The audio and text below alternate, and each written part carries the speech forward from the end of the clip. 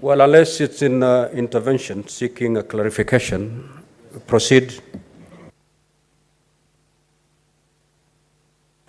Mr. Speaker, rather than a point of order, actually, is to seek your direction on a matter that, if not arrested, will soon lead us into a stalemate between us and the colleagues in the Assembly. Mr. Speaker, sir, occasionally, when I'm not in the chamber, I do follow proceedings of what happens in the Assembly, especially when they are debating bills that have emanated from the Senate. If I'm not wrong, Mr. Speaker, this is the second bill in this session that the Assembly has negated at the second reading stage. Mr. Speaker, and I have said this even to our colleagues on the minority side many times, that unless a bill is fatally flawed ab initio, it is an abuse of legislative procedure to negate any bill at second reading. Mr. Speaker, because I have seen bills that come to this House, and while the context and the overall body of what that bill seeks to do may not be what members intend, but because of our very rigorous procedures of lawmaking, Mr. Speaker, including second reading and eventually in the committee of the whole, you clean it up and conform it to provisions of a constitution. Therefore, Mr. Speaker, given that this is a second bill where the House has considered, and particularly this bill, Mr. Speaker, there's a history to this bill. This bill has been in the corridors of Parliament for over 10 years, Mr. Speaker. We have considered it severally. In fact, I have lost count of the number of times that Senate has sent this bill to the National Assembly, and it has been returned, Mr. Speaker. In fact, much as there is progress to report, because previously it used to be left to gather dust in the shelves of the Assembly. This time they went all the way to second reading.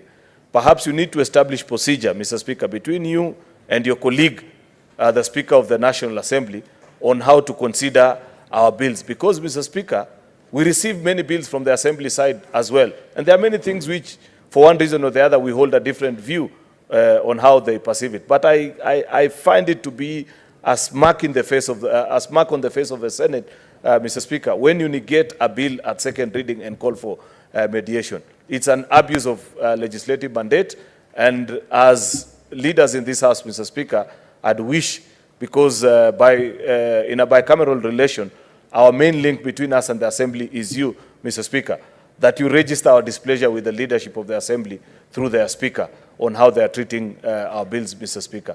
It is my considered view that a bill should be considered to the final stage. Then we can have a proper mediation, Mr. Speaker, of how they hold different views on certain provisions. But to conclude on it at second reading, Mr. Speaker, is not fair to this House. And it's a matter for which I'm inviting you to have a conversation with your counterpart, the Speaker of the lower house. I thank you, Mr. Speaker. Thank you, Majority Leader. Indeed, your concerns are valid, and I'll take it up with my counterpart in the National Assembly. However, if you listen to my earlier communication on co-sponsorship, co-sponsorship is one of the ways that we can employ to avoid scenarios such as this. Because one, in as much as the bill is considered extremely important by the Senate, the National Assembly may not necessarily feel the spirit behind that bill. But if it's developed with certain co-sponsors in the National Assembly, those naturally becomes our ambassadors, and they can make a case for and on behalf of the Senate, because then they will feel the spirit behind this bill. Otherwise, I will take it up, and we want to hope that this may be the last bill to collapse at the second reading in the National Assembly. Next order, Clerk. Order number 4, petitions.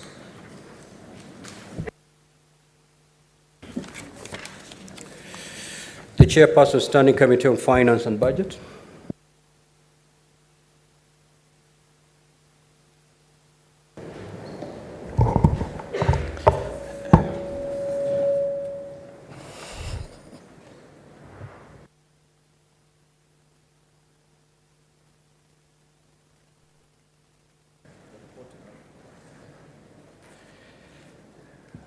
Mr. Speaker, sir, This is a petition regarding regulation of credit profession that was submitted by CCP Mokaya Magembi Bernard. Mr. Speaker, sir, it is the right of every Kenyan citizen to petition public authorities and parliament as conferred in the Constitution under Article 37 and Article 119. Further to the petition to Parliament, Procedure Act number 22 of 2012 makes provision for the procedure for the exercise of the right to petition and defines the format of the petition to be addressed to Parliament. Pursuant to Standing Orders 232(1)A and 236(2)B of the Senate Standing Orders, on the 23rd of May 2023, a public petition concerning regulation of credit profession was presented to the Senate. The petition has been submitted to the Office of the Clerk by members of the Council of Institute of Credit Management Kenya, led by CCP Mokaya Magembe Bernard, who is chairman. Mr. Speaker, sir, the petitioners prayed that the Senate enacts legislation to regulate the credit profession. The committee considered this petition with a view to determining whether the matters raised therein merit intervention by legislature. During its inquiry and engagement with petitioners and relevant stakeholders such as the Central Bank of Kenya, the committee found that credit professionals are increasingly playing a vital role in the economy, especially in the sectors dominated by financial institutions.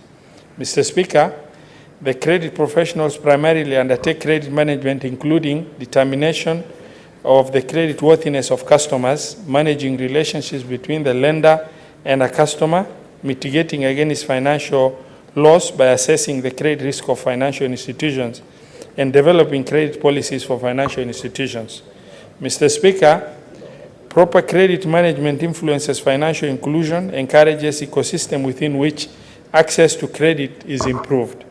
However, it is immediately apparent that whereas the primary role of credit management is to maximize profit, this cannot be achieved at the expense of the well-being of borrowers. In the quest for ensuring profitability, some lenders have shown over the years evidence to resort to unscrupulous methods, especially in the collection of debt and misinformation of lenders on the fine print of borrowing facilities. This has led to situations where borrowers have overcommitted themselves financially. Further, lenders have institutionalized harassment and other forms of abuse as part of the innovative techniques or methods of collecting debt. These predatory lending policies have, in some instances, had the opposite effect, where borrowers have been victims of exploitative collection practices, high rates of default due to non-disclosures within the conditions of lending that is not brought to the attention of the borrowers. Mr. Speaker, sir, at this crossroad of profit versus public interest stands the credit professionals whose main task is to ensure that credit management is underpinned by three main points, that is profitability, customer focus, and market stability. This means that a proper credit management system involves development of clear credit policies that sets out in clear terms credit limits, payment terms, interest rates, penalties, and late payments. Secondly, a regular customer monitoring and implementation of ethical collection pathways and clear and ambiguous communication is required. This infrastructure requires professionals whose training, qualifications, and contact is subject to regulatory law. Mr. Speaker, sir, the committee therefore found merit and resolved to grant the petitioner's prayer for the enactment of the law to regulate credit professionals in Kenya. Mr. Speaker, sir, the committee will soon be presenting a bill to this House on the regulation of credit profession for consideration and passage. Mr. Speaker, sir, as I conclude, the committee appreciate the petitioners, members of the Council of Institute of Credit Management Kenya, who presented the petition through the clerk's office. The committee acknowledges the time and considerable effort made by the Central Bank, who submitted information concerning this petition. The committee is also particularly grateful to the Office of the Speaker and the Office of the Clerk of the Senate for support received during the discharge of this mandate. I submit.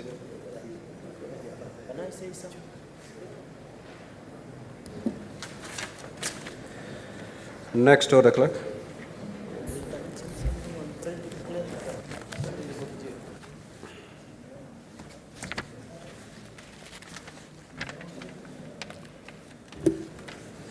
Order number 5, papers. The leader majority.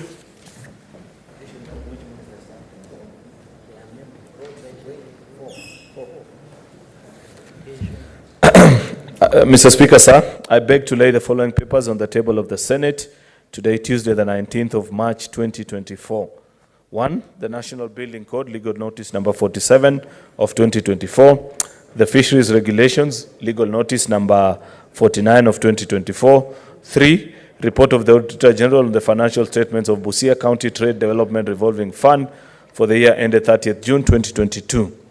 Then reports of the Auditor General on the financial statements of the following for the year ended 30th June 2023. 1, County Executive of Migori, County Assembly of Migori, County Government of Migori Receiver of Revenue, the County Government of Migori, County Revenue Fund, Migori County Alcoholic Drinks Control Fund, Municipality of Migori, Municipality of Rongo, the County Assembly of Kisii, Kisii County Assembly Members Loan and Mortgage, Kisii County Emergency Fund, Kisii County Veterinary Service Development Fund, Kisii County Loans and Mortgages Fund, Kisii County Health Facilities Improvement Fund, Demonstration Farm Fund Kisii, the County Executive of Homa Bay, Municipality of Homa Bay, Nakuru County Emergency Fund, Nakuru County Bursary Fund, Laikipia County Business Stimulus Fund, Laikipia County Leasing Fund, the County Executive of Bungoma, County Assembly of Bungoma, the Bungoma County Assembly Members Car Loan and Mortgage Scheme Fund,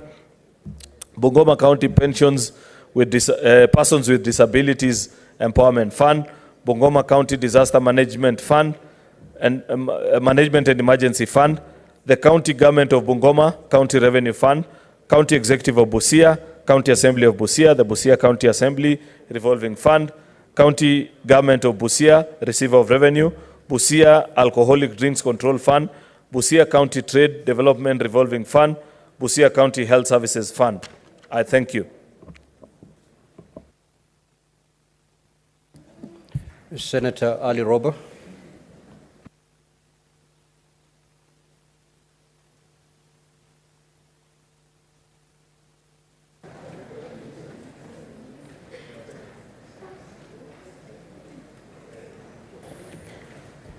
Thank you, Mr. Speaker.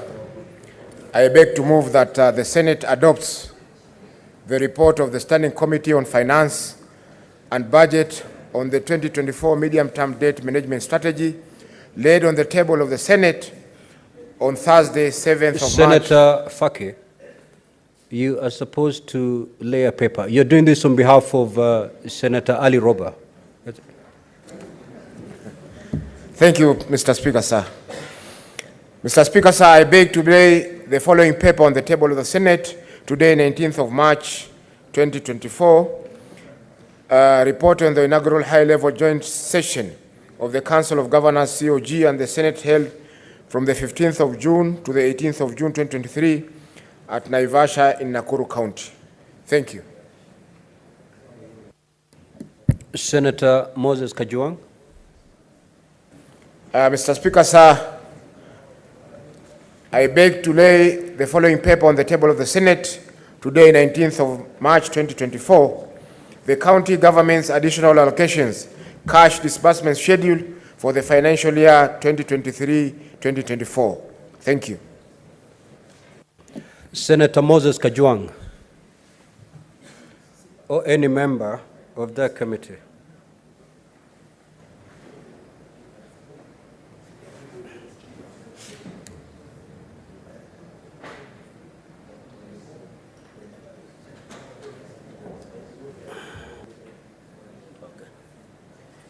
Thank you, Mr. Speaker, sir.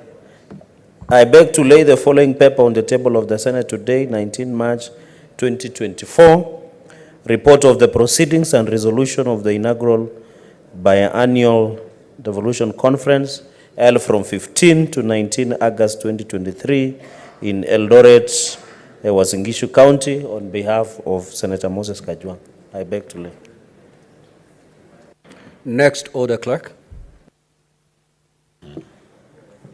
Order number 6, notices of motion. The Honorable Faki.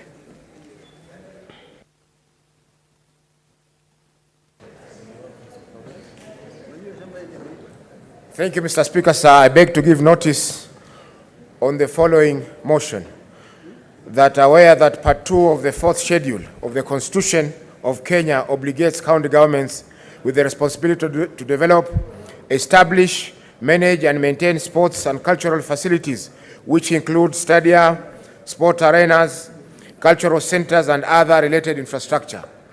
Noting that this entire coastal region of the country lacks a modern stadium built to international standards, thereby depriving the people of the benefits that come with stadia and sports facilities.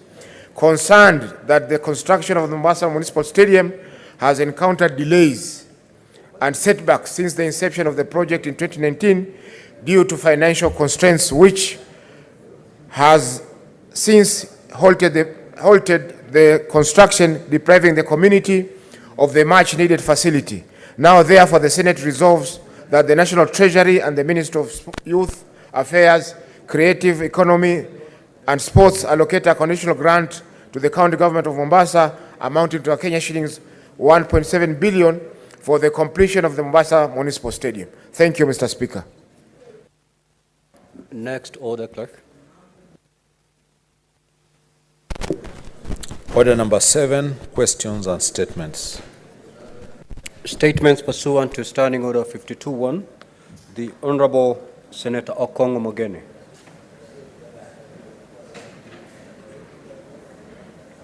That statement is dropped. The Honorable Hezena Lemaletian.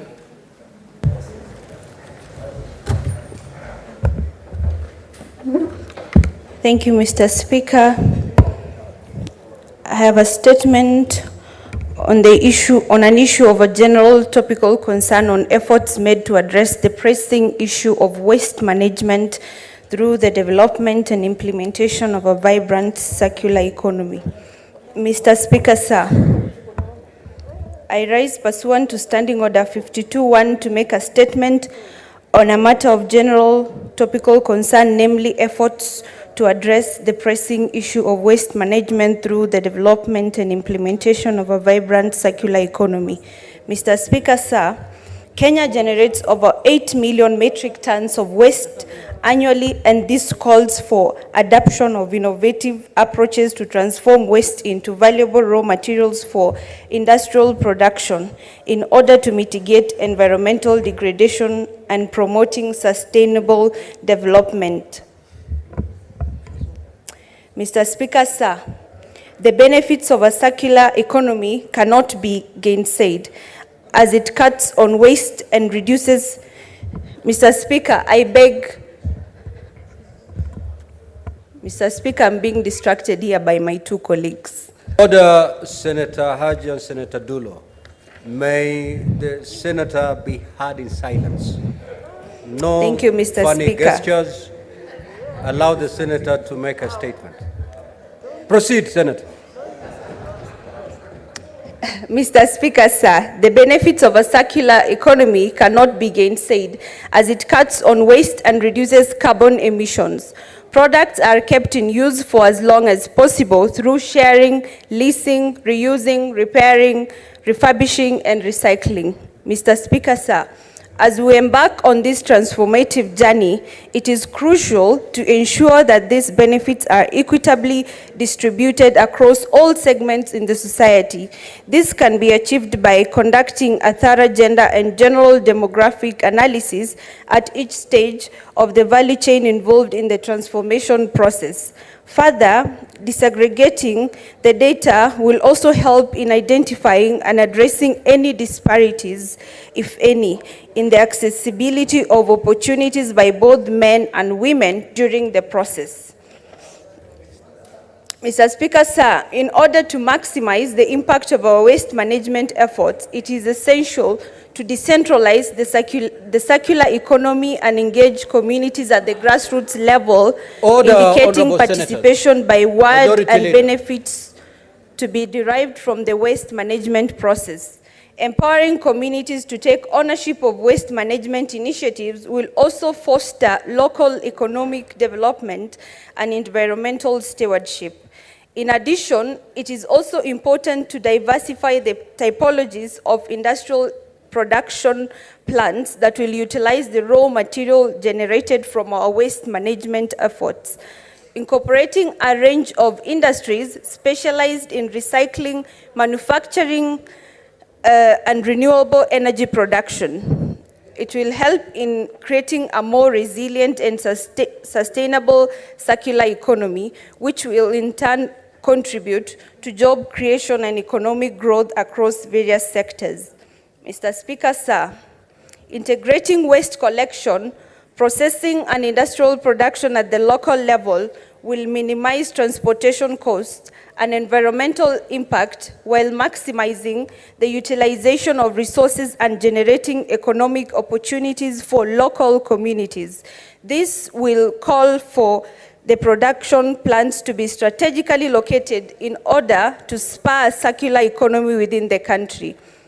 In conclusion, I emphasize the critical importance of bottom-up approaches in spurring the circular economy, starting from the village or ward level and extending to the sub-county and county levels. Harnessing the collective efforts of communities and leveraging local resources will make us realize the vision of a sustainable and inclusive circular economy that aligns with our national development agenda and aspirations. I thank you. Senator Lominan.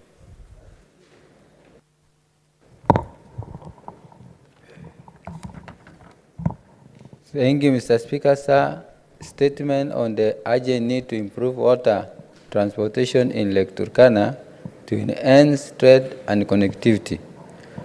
Mr. Speaker, sir, I rise pursuant to Standing Order 52.1 to make a statement on a matter of concern, inter-county concern, namely the urgent need for improved water transportation in Lake Turkana to enhance trade and connectivity.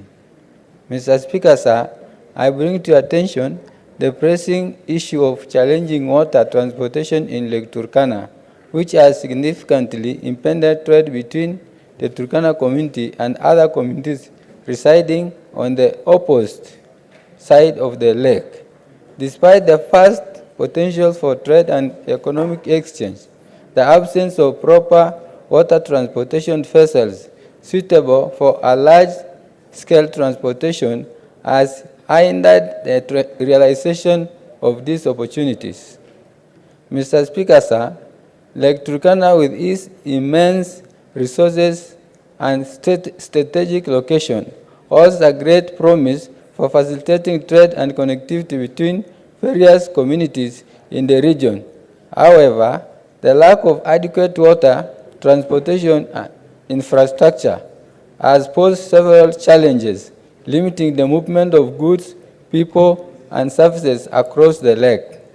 Mr. Speaker, sir, it is disheartening to note that while other lakes in the region, such as Lake Victoria, boast large vessels like MV Nyeunge in the port of Nanalo, Tanzania, MV Victoria in Bukoba, Tanzania, MV Segerema at Mwanza, Tanzania, MV Kahawa in Port Bell, Uganda, MV Uhuru at Kisumu Docks in Kenya, and MV Pial in Uganda, enabling transportation of goods, trading, and fishing.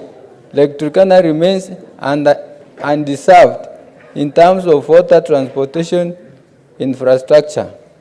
Mr. Speaker, sir, some of challenges arising from the lack of proper water transportation in Lake Turkana includes: 1. Limited access to markets. The absence of reliable transportation vessels hampers the ability of Turkana community to access markets located on opposite side of the lake, restricting their economic activities and their opportunities. Mr. Speaker, sir, I seek for protection from the senators who are seated behind me. Senator Haji and Senator Hazana, you can make use of the lounge to extend your conversation. Thank you, Mr. Otherwise, Speaker, when you're sir. here, you have to allow the senator to read his statement in silence. Thank you, Mr. Speaker, sir. 2, isolation of communities residing along the shore of Lake Turkana face isolation and limited connectivity due to adequate transportation options, which affect social interaction and economic development. 3, hindered economic growth. The inability to transport goods efficiently across the lake stifles economic growth and development opportunities for Turkana community and other communities in the region, limiting their potential for prosperity. 4, safety concerns. The use of market shift and inadequate watercraft for transportation poses significant safety risks to passengers and goods, especially during adverse weather conditions. Mr. Speaker, sir, in light of this challenge, I urge the Senate to prioritize the development of robust water transportation infrastructure in Lake Turkana. This includes the acquisition of suitable vessels capable of facilitating large-scale transportation of goods and passengers, similar to those operating in other lakes in the region. Mr. Speaker, sir, by investing in improved water transportation, we can unlock the economic potential of Lake Turkana, promote trade and connectivity between the communities, and foster socio-economic development in the region.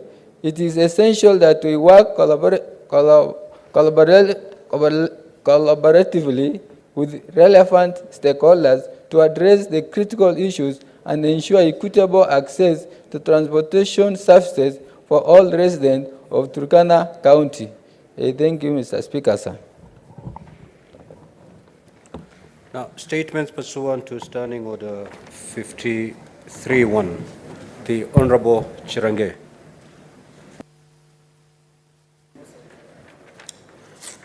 Thank you, Mr. Speaker, for the indulgence request for statement on the distribution of subsidized fertilizer to farmers in North Rift and other parts of the country. Mr. Speaker, sir, I rise pursuant to Standing Order 53-1 to seek a statement from the Standing Committee on Agriculture, Livestock and Fisheries Committee regarding the distribution of subsidized fertilizer to farmers across the country. In the statement, 1, the committee should, 1, provide a comprehensive report on the quantity of fertilizer bags currently in stock at the National Cereals and Produce Board, elucidating the Ministry of Agriculture's readiness to meet fertilizer demand, considering that the North Rift is currently in the planting season. So, Speaker, sir, number 2, state the reasons for the ongoing delays in the distribution of fertilizers, subsidized fertilizer to the farmers by the National Cereals and Produce Board, explaining whether the delays are a result of a shortage of fertilizer and whether the said shortage has been communicated to the farmers and public. Mr. Speaker, sir, number 3, disclose whether the Ministry of Agriculture has adopted any alternative measures for increasing accessibility of subsidized fertilizer to the farmers, such as issuing vouchers to farmers, e-messages, e-vouchers, enabling them to redeem and obtain fertilizer from private vendors at 2,500 to facilitate them to plant timely, because there have been allegations of being sold at 3,950. Mr. Speaker, sir, finally, number 4, elaborate on the actions taken by the Minister of Agriculture, Livestock and Fisheries to address allegations of corruption and malpractices, including the instances of individuals and staff of NCPB and other agencies facilitating the issuance of subsidized fertilizer to unqualified persons who are not registered as farmers among the 4 million farmers that has been registered in the country, Mr. Speaker, through fraudulent means, such as inflating farm acreage or registering non-existent farms and farmers. I thank you, Mr. Speaker, sir. Senator Lominan.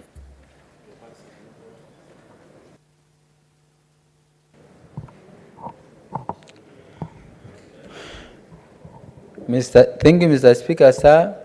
I raise statement on land acquisition process occasioned by the LAPSET project in Turkana County.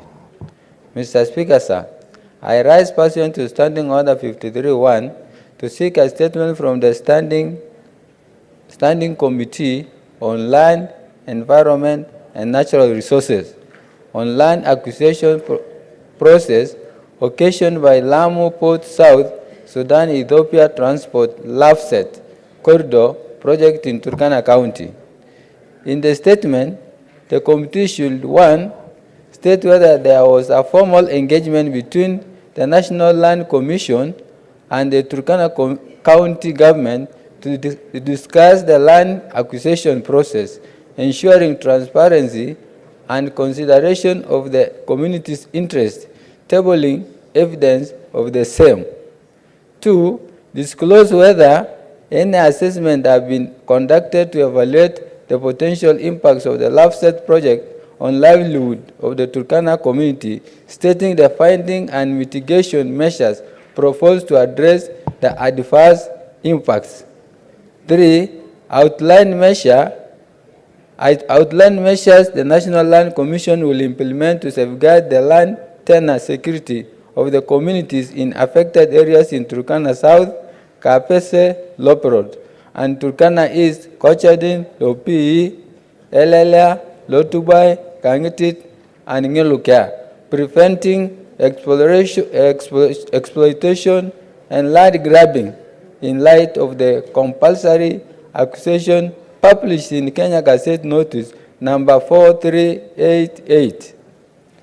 4, state the legal framework and policies in use to ensure fair and equitable compensation for the community's loss of ancestral land, considering the unregistered status of Turkana's communal land. And 5, disclose the benefits that will accrue to Turkana community from the LAPSET project, stating how these benefits will be fairly distributed and how the project plans to incorporate local needs and priorities into this implementation. Mr. Speaker, I have the second. Proceed, Senator. Thank you, Mr. Speaker, sir. This is on the operationalization of the rural electrification and renewable energy corporation projects in Turkana County. Mr. Speaker, sir, I rise pursuant to Standing Order 1 to seek a statement from the Standing Committee of Energy on operationalization of rural electrification and renewable energy corporation, REREC, projects in Turkana County. In this statement, the committee should, 1, list villages in REREC projects are located and provide an update on their status of operationalization. 2, state reason for the delay in operationalization of REREC projects in Turkana County, specifically those commissioned in 2019 in areas including Kangakepur in Turkana South, Lopedru in Turkana East, Kadopa, Napeikar in Loima, Loturere, Lolupe, and Nayu in Turkana Central, Turkana West, Kaeris in Turkana North, including the specific challenges facing and revised actionable timetable for their completion. 3. State steps the Ministry of Energy is taking to expedite the design, supply, installation, and commissioning of solar photovoltaic generation plants with associated power distribution network mini-grids in Turkana County, with particular focus on Kalakol, Namukuse in Turkana Central, Lochang Kamatak and Apusmoru in Turkana South, Lorengipi in Loima, Lomunyana Kwan in Turkana East, Kaikor, Kanakurdio, Kibich, Kokro, Oropoi, and Nachukui in Turkana North, and Oropoi in Turkana West, giving timelines and strategies being considered by ministry to ensure that the electrification efforts in Turkana County also include the installation of floodlights in strategic centers and towards towns, as well as stand-alone solar PV systems for schools and health facilities to address broader socio-economic development goals. Thank you, Mr. Speaker. A statement by Senator Kathuri Murungi is deferred pursuant to his own request. We move to Senator for Bungoma, David Wakone. Thank you, Mr. Speaker, sir. I rise pursuant to Standing Order 53-1 to seek a statement from the Standing Committee on Health regarding the outcome of the assessment by the African Population and Health Research Center on the policy and institutional constraints to the availability and supply of medical oxygen in Kenya. In the statement, the committee should, 1, state the scope of the research conducted by the African Population and Health Research Center on policy and institutional constraints on the availability and supply of medical oxygen in hospitals countrywide, with a focus on the methodology and criteria used in the research. B, explain the measures put in place by the Ministry of Health to implement the research findings and the subsequent recommendations. And C, outline any other measures put in place by the Ministry to bolster medical oxygen availability and affordability. Mr. Speaker, sir, I rise pursuant to Standing Order 53-1 to seek a statement from the Standing Committee on Labor and Social Welfare concerning the fate of staff working at Huduma centers in Kenya, in Bungoma, as well as in other counties, and the policies guiding the deployment of staff serving therein. In the statement, the committee should, 1, state the terms of engagement for staff deployed to serve citizens at Huduma centers countrywide. 2, elucidate on the deployment policy at the Bungoma Huduma Center, specifying the factors and criteria used for selecting staff for the relocation to other departments, especially after gaining relevant experience and training. 3, outline the measures in place to support staff affected by these deployments, particularly those who have financial commitments due to bank loans tied to their extraneous allowances. 4, table an audit report on the qualifications of the top management and the sub-county human resource personnel running the Bungoma Huduma Center. And 5, recommend measures to ensure orderly operations at the Huduma Center to enable the staff to serve citizens without fear of intimidation or threats from senior management. Mr. Speaker, sir, I rise pursuant to Standing Order 53-1 to seek a statement from the Standing Committee on Agriculture, Livestock and Fisheries Committee regarding the shortage of suitable maize seed varieties for farmers in Bungoma County during current and ongoing planting season. In the statement, the committee should, A, provide a report on the current stock levels of the following varieties of hybrid maize seed available for use by farmers in Bungoma County: 624, 513, 614, 6213, 629, 516, and 520. B, state the measures put in place by the Kenya Seed Company to ensure that the above seed varieties, which are suitable for farmers in Bungoma, are made available and accessible to farmers, noting that the planting season has commenced. C, investigate and report to the Senate the cause of the shortage of suitable maize seed in the region, which is part of the country's food basket. And D, outline any other measures put in place by the ministry to make sure that such shortages that disrupt crop production are not experienced in future. Thank you, Mr. Speaker, sir. Senator Gloria Oroba.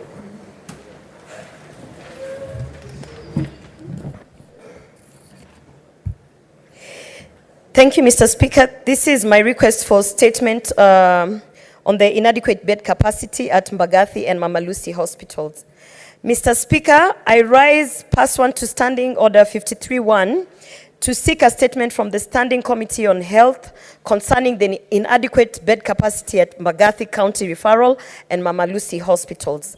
In the statement, the committee should, 1, outline the specific measures taken by the county government of Nairobi and the Ministry of Health to address the chronic shortage of beds in hospitals, particularly in maternity wards at Mbagathi County Referral and Mama Lucy Hospital, where a significant number of mothers are compelled to share beds with as many as 3 or 4 individuals occupying a single bed. 2, they should provide an assessment of the current infrastructure and resource allocation at Mbagathi County Referral and Mama Lucy hospitals, including an analysis of the factors contributing to the inadequate bed capacity and the lack of sufficient seating arrangements for patients while they wait to secure beds.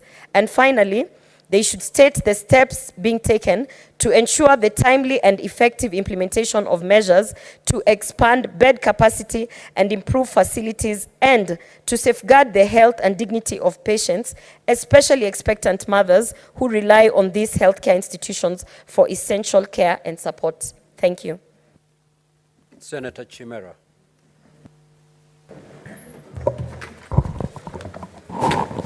Thank you, Mr. Speaker.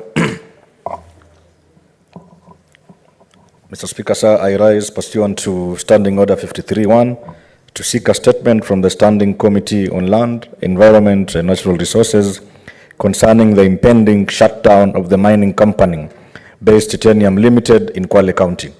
In the statement, the committee should, number 1, state any measures in place to address the imminent loss of employment for the more than 800 local and expatriate employees of Base Titanium Limited. Number 2, assess the projected impact of the company's closure on national revenue, specifically in terms of taxes and royalties, as well as the potential economic repercussions on local suppliers and the broader economy of Kwale County, and propose mitigating strategies.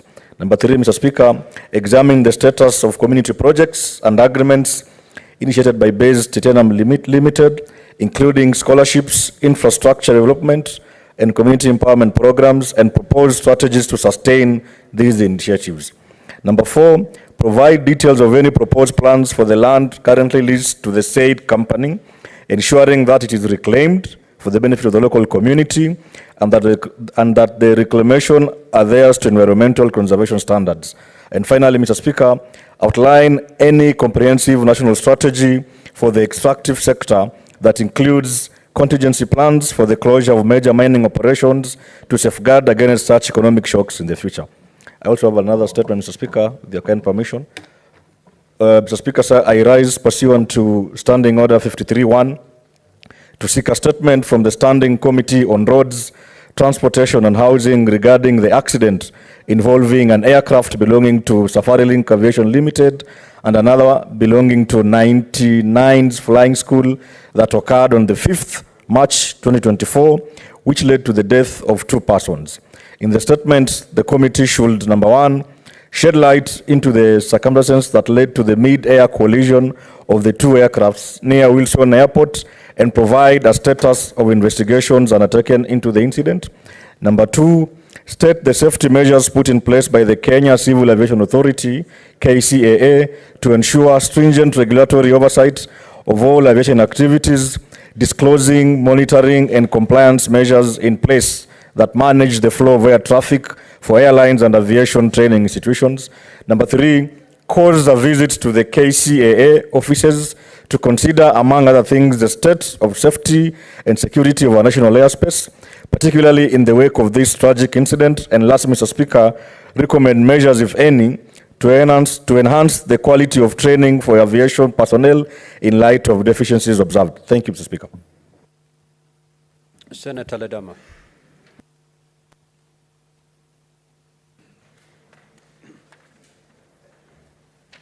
Thank you, Mr. Speaker. Mr. Speaker, I rise pursuant to Standing Order 53.1 to seek a statement from the Committee on Finance and Budget regarding budget formulation, execution, and utilization in the county governments of Kiambu, Busia, Mandera, Mombasa, Nairobi, Tana River, Wajir, Machakos, and Narok counties for the financial year 2022-2023. In the statement, the committee should table the approved printed budget estimates for the aforementioned county governments for the financial years 2022-2023 as passed by the respective county assemblies. Number 2, table all supplementary budget estimates for the said county governments passed in the same financial year, stating the rationale, if any, for any deviation in use or reallocation of funds, indicating whether public participation was undertaken in the approval of these supplementary budgets. Number 3, provide a breakdown of the total procurement expenditures for each mentioned county government for the financial year 2022-2023, explaining any deviation from the approved procurement plan, if any, and finally, outline measures in place by county governments to monitor and enforce strict adherence to approved budgets with the objective of forestalling the accumulation of unnecessary pending bills. Thank you, Mr. Speaker. Senator Mandago.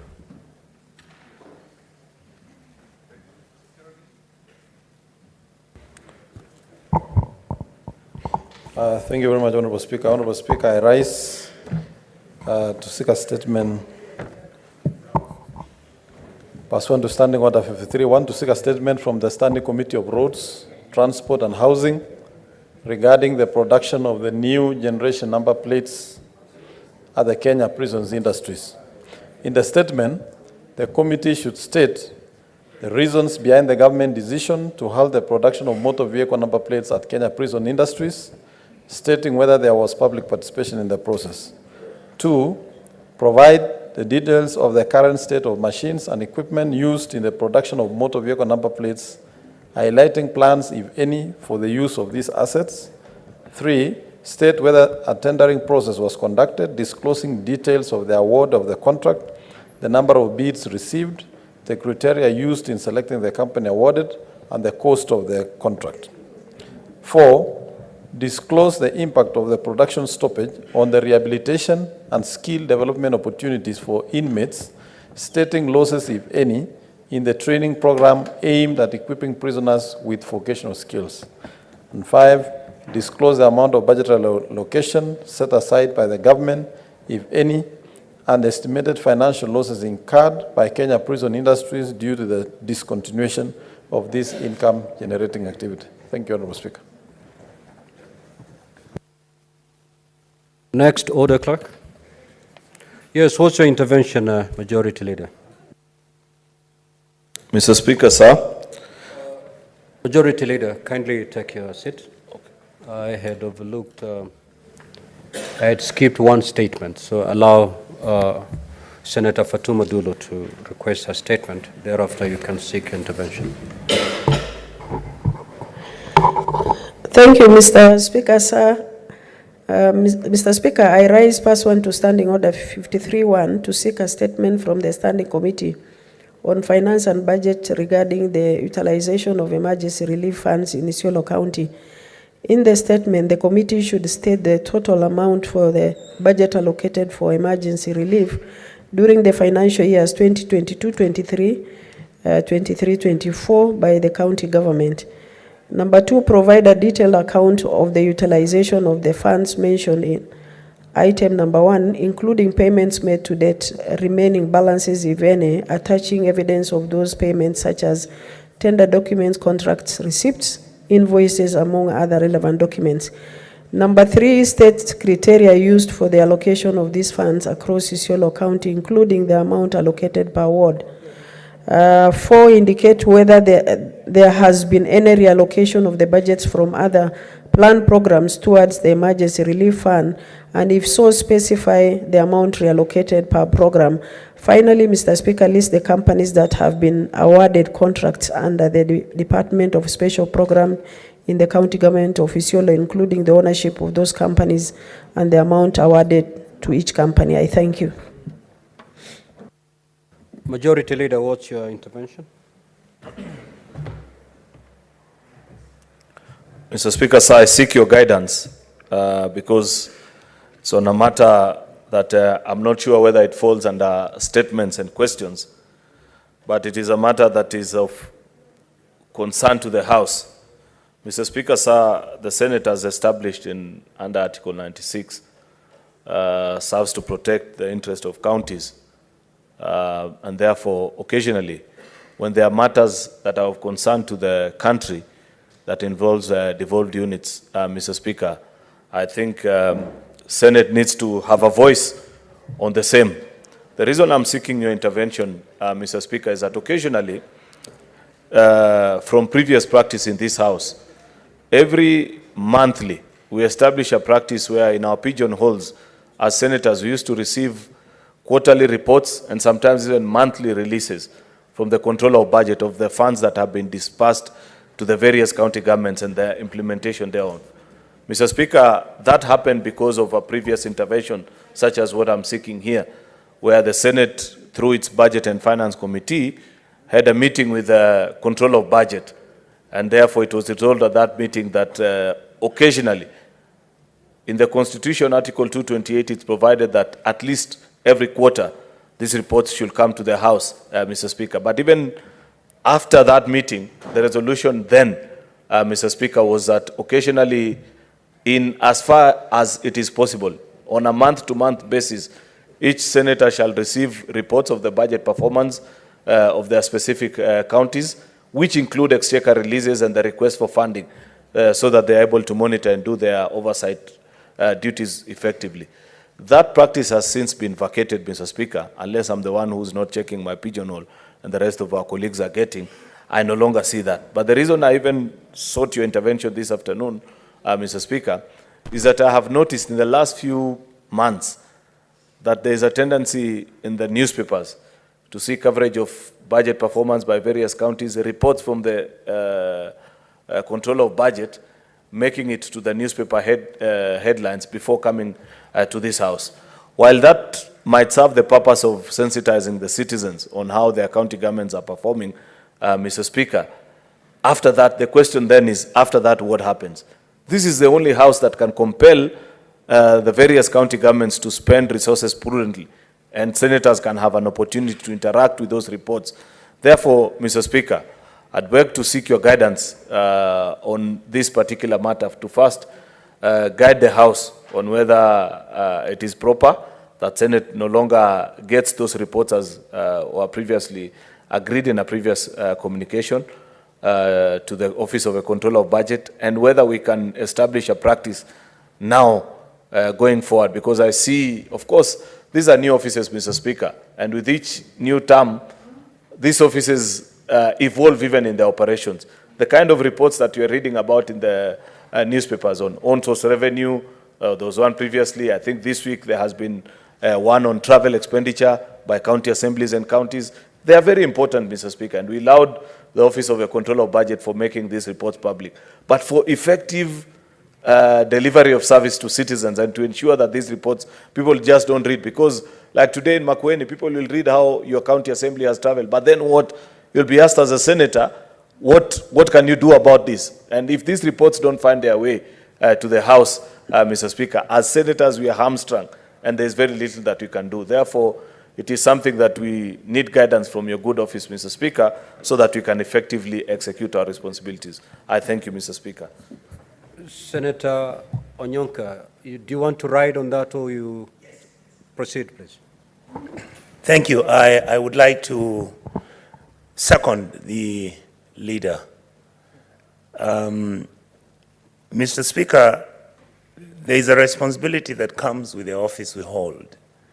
And that responsibility is meant to be buffered with data, information, so that when we raise issues pertaining to such an issue that the majority leader has raised, we need to be believable. I completely agree with him that what is happening right now, and I think it was being very polite, that you'll find that the information which is out there, whether it's from the Auditor General or whether it's from the Controller Budget, it gets to social media and the media before we in the Senate have actually received that information.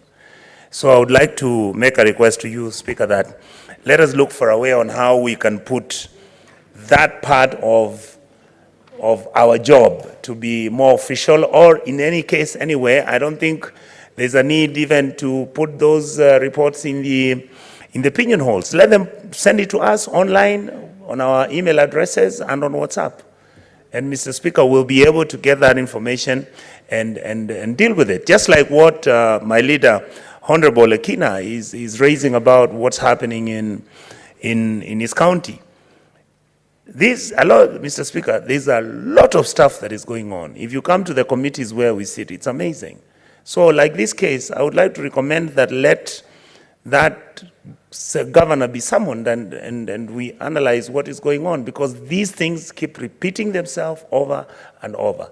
Mr. Speaker, I support what the majority leader just said. Thank you. Senator Sifuna, you wanted to say something different or was on the same thing? Something. Senator Ledama? Thank you, Mr. Speaker. Mr. Speaker, let me support the point of intervention by the majority leader. Mr. Speaker, the same Article 228, subsection 4, demands that the Controller Budget shall not release funds to counties unless she's satisfied that that money is being utilized effectively. These reports, Mr. Speaker, have been misunderstood when they are played out in the media houses.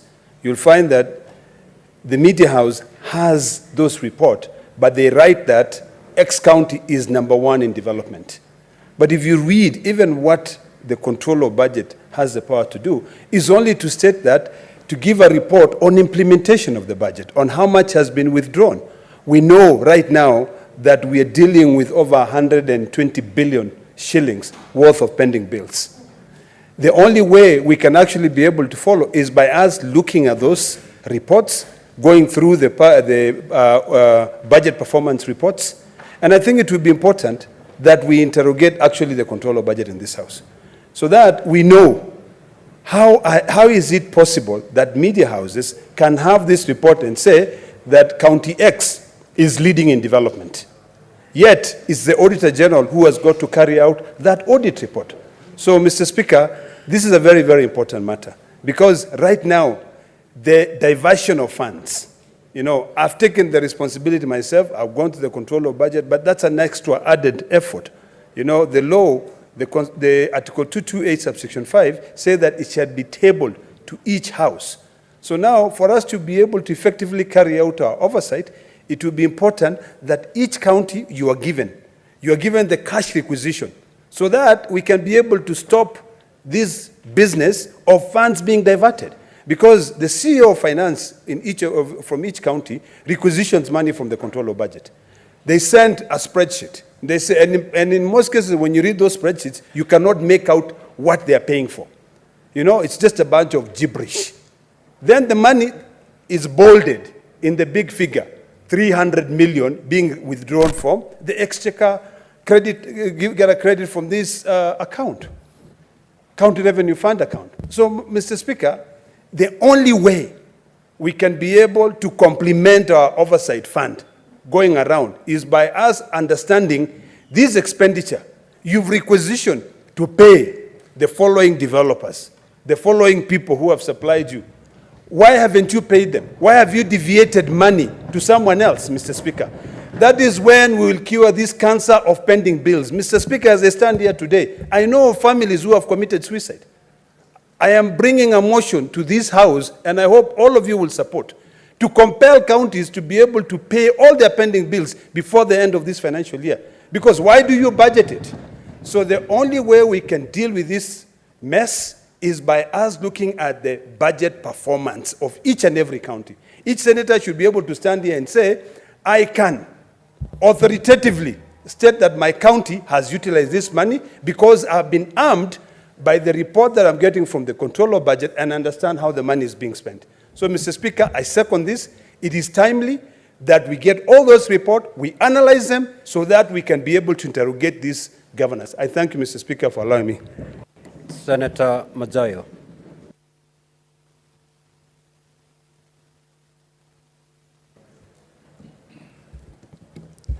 Asante Bwana Spika.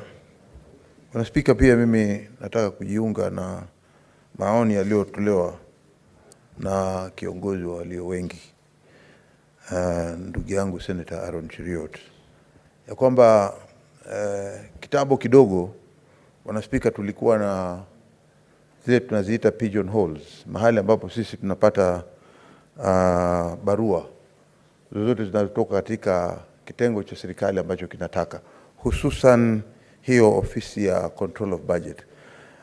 Bwana Spika, tulikuwa tukipata hizo, tulikuwa tuna uwezo, na barua nyingi pia tulikuwa ambazo zinahitaji twende katika mialiko ya aina yoyote tulikuwa tunapata kupitia kwa hivyo vibox ambavyo barua zetu zinawekwa hapo ndani. Tokea sijui ni lini sijaweza kuona hivyo vibox vinafunguliwa. Na ni ukweli kabisa ni kwamba pengine hivyo vibox vimefungwa sasa. Tungeomba ikiwa inawezekana kupitia kwa uwezo wa ofisi yako uweze kufungua hivyo vibox ama uweze kuamrisha vifunguliwe, na kama kuna message zote za serikali ama hususan ule maelezo ya matumizi ya pesa katika akaunti zetu ziwe zinaweza kupatikana. Bwana Spika, zaidi sana ni mara nyingi itaonekana kama maseneta wanaingilia taratibu za ufanyikazi katika kaunti zetu, lakini utaona kwamba majukumu ambayo tumepewa sisi kama maseneta sasa ya kuweza kuangalia na kuona na kuangalia si kuchunguza, lakini kuona ya kwamba matumizi ya pesa yamefanywa kwa njia nzuri, inakuwa haifu sana, ambapo hatuwezi kupata nafasi kubwa zaidi isipokuwa kutegemea ripoti kama hizi. Bwana Spika, ingekuwa vyema ikiwa tutaweza kupewa nafasi hiyo, ili pia sisi tunaweza kuangalia na kuangazia na kuweza kuwaambia county wanaoongoza county katika majukumu yale yanayoweza kutumia pesa. Kuna pesa zinatumika kiholela, pesa zinatumika kwa njia ambayo pengine si nzuri, lakini ikiwa tutapata nafasi kama hiyo, tunaweza kuwaeleza wale ili wasiweze pia kufikiria kwamba sisi tunawachunguza ama tunataka wachukuliwe hatua, ama tunataka kuona ya kwamba pesa zinazokwenda katika mashinani zinatumika kwa njia nzuri. Pesa zinazokwenda katika mashinani zinatumika vile zinatakana zitumike.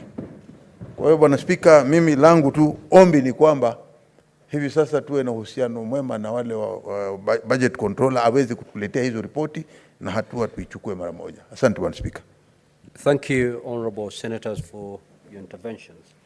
Now, honorable senators, this is a very serious matter because it touches on the function and mandate of the Senate, more particularly the mandate of oversight. For honorable senators to offer effective oversight, they must be armed with information, and this information must be transmitted to the Senate in form of reports. If these reports are not forthcoming, then you don't have any information with which you can probe any malpractice.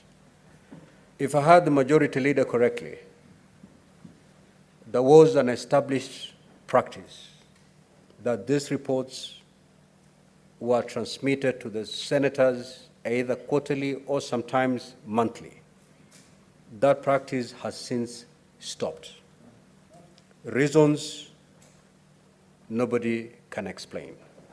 The only person who can explain why these reports have stopped flowing to the Senate is the controller budget. And therefore, pursuant to Standing Order 1, I direct that the controller budget appears before the House on Wednesday, the 27th, immediately after question time, to explain to the Senate, one, why those reports ceased from flowing to the Senate, and two, a commitment and undertaking that these reports, from the day she'll appear before you going forward, that they'll be transmitted to the Senate either monthly or quarterly, as demanded of the Office of the Controller Budget by the Constitution. The Office of the Clerk is also directed to facilitate the appearance of the Controller Budget on the 27th of March 2024. Now, honorable senators, I will give limited intervention to all the statements that have been made.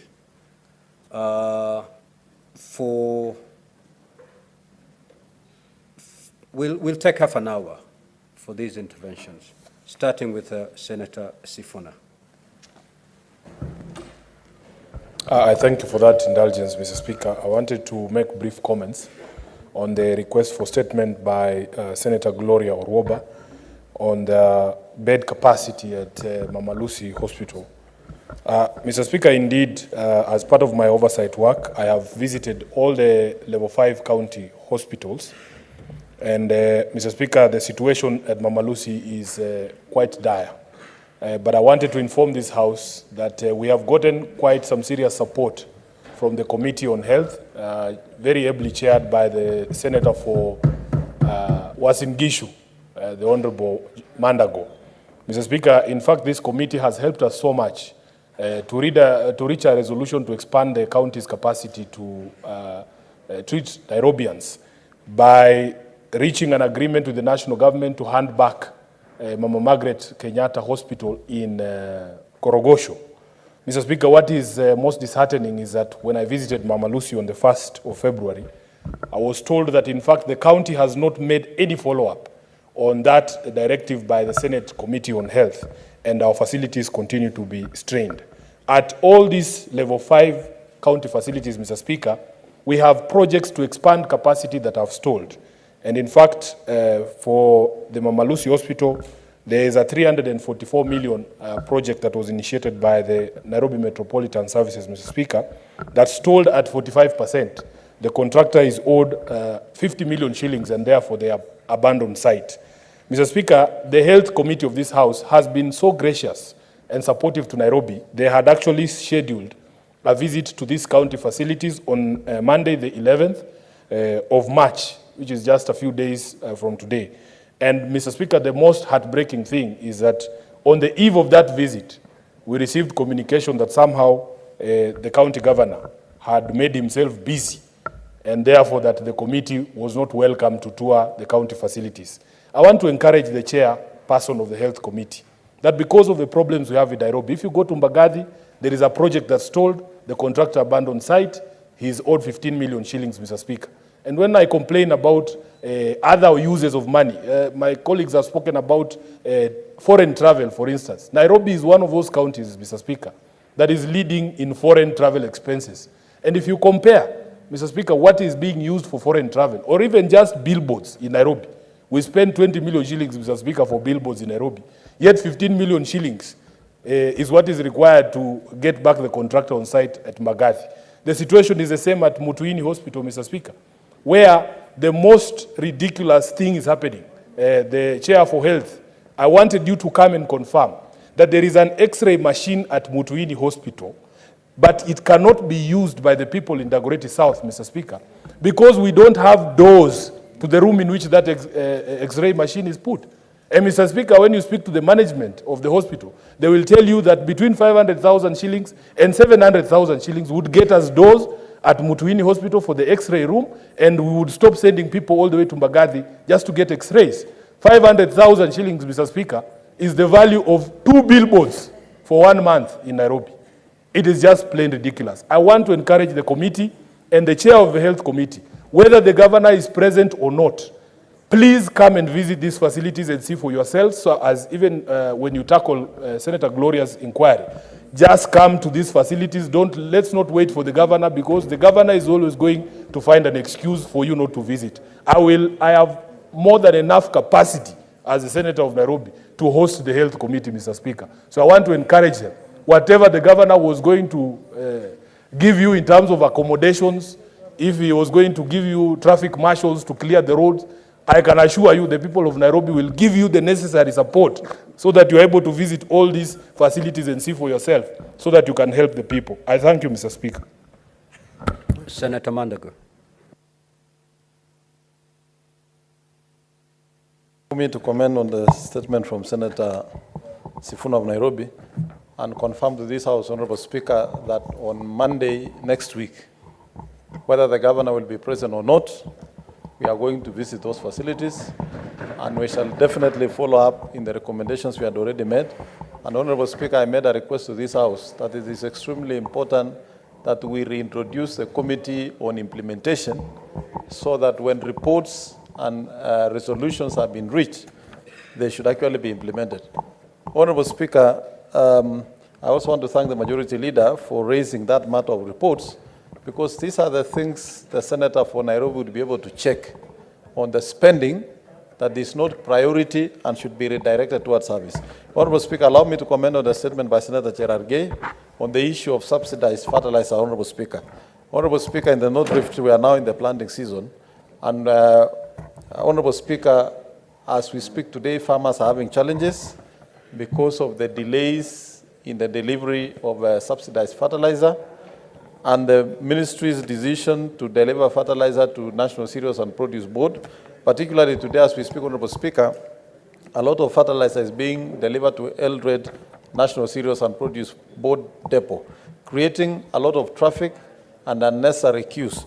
Honorable Speaker, this statement is timely because we would like the ministry to ensure that these subsidized fertilizer are actually distributed to farmer store in the cooperatives. Honorable Speaker, one of the cooperatives, progressive cooperative from Moiben sub-county, which carries about 8,000 farmers and require close to over 10,000 bags of fertilizer. As we speak today, Honorable Speaker, they have not received a single bag. We would like the ministry, therefore, to move with speed and ensure that the distribution of subsidized fertilizer, particularly for Uasin Gishu County, Trans Nzoia County, Bungoma County, Nandi County, who are now in the planting season, Honorable Speaker, is prioritized so that we can have food in this country. What the ministry needs to know is that any delay in distribution of fertilizer to these counties will result in reduced production. What most of the people in the logistics chain don't understand is maize as a crop is a crop that goes by the timelines and the days that is supposed to mature. And therefore, when there is delay, already then we shall be having reduced productivity. Honorable Speaker, we want to encourage the Cabinet Secretary to also address the issue of distribution of fertilizer where fertilizer has reached stores. This morning, Honorable Speaker, we had complaints from farmers from Kipkabos in Kaptagat Ward, where, Honorable Speaker, we had 4 lorries of fertilizer, but farmers had to wait the whole morning to this afternoon until a farmer complained and we intervene so that fertilizer can be distributed. The ministry should be able to check on the officers. These could be avenues where logistics officers are waiting to be bribed so that they can release fertilizer to a few farmers. We would want them to make it efficient and ensure small-scale farmers who are going to collect 1, 2, 3 bags, less than 10, are given their own queue so that they don't have to queue with large-scale farmers. Honorable Speaker, I support these statements. Thank you. Senator Manzo. Thank you, Mr. Speaker. Mr. Speaker, I rise to support the Senator for Turkana. Mr. Speaker, you know, recently we visited Turkana County and the different committees of this House went on different missions in the county.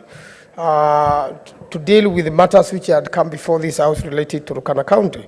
Mr. Speaker, the LAPSET project is a very major project running all the way from Lamu to South Sudan and eases transportation, Mr. Speaker, and it deals with a lot of challenges which deal with this transportation, Mr. Speaker, and at the same time electricity generation in that particular area where there's a lot of wind and also the waves of Lake Turkana. Mr. Speaker, I'm told by the said Senator Lomenen that when the winds flow, the Lake Turkana is able to produce a lot of waves and you can easily tap electricity in that particular. In fact, he tells me one time, Mr. Speaker, he was on a flight in a helicopter and the wind was so much that the helicopter was stagnant. Meaning, Mr. Speaker, this wind is very powerful around that area and we can use it to support the generation of power and at the same time ease and transport and the security challenges, Mr. Speaker, on our connection to South Sudan, Ethiopia and many other places. Mr. Speaker, I support and suggest that it is a very, very important matter which I think the country has slowed on. And finally, on the air crash which happened recently by Senator Chimera, Mr. Speaker, that particular area and Wilson Airport is used for training young pilots. Mr. Speaker, at the same time, near that there is a main flight path of the international flights and many other smaller flights, Mr. Speaker, which go to different destinations in the country. And therefore, it is important that we synchronize the training and the normal flight paths, Mr. Speaker, and make the regulations very strict, Mr. Speaker, to avoid another accident of this nature happening. I thank you, Mr. Speaker.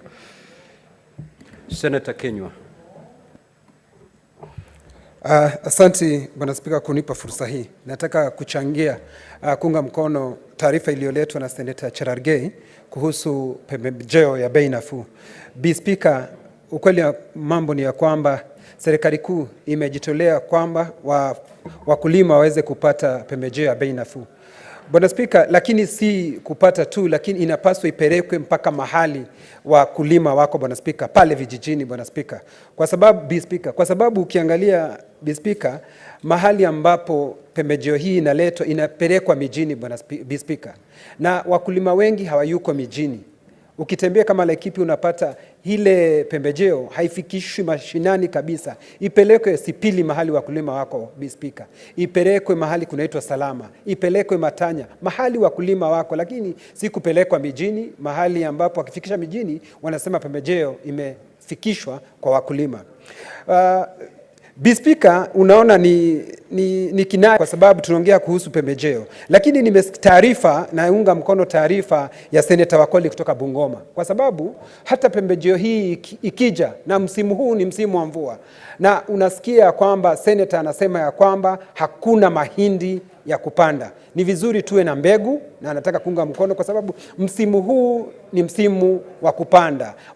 Wakulima wanahitaji mbegu na mbegu ambazo ni mbegu ambazo zimefanyiwa utafiti, mbegu ambazo ni bei nzuri, ambazo mazao yake yataweza kuleta mavuno ambayo wananchi wa Kenya watafurahia.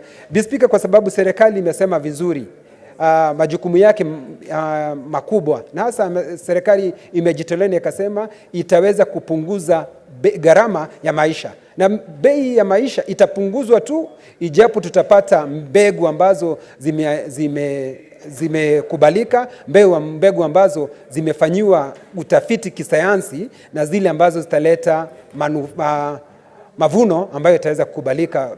Bi Spika, naunga mkono na nashukuru kwa kunipa fursa hiyo. Asante Bi Spika. Senator Beth Singo.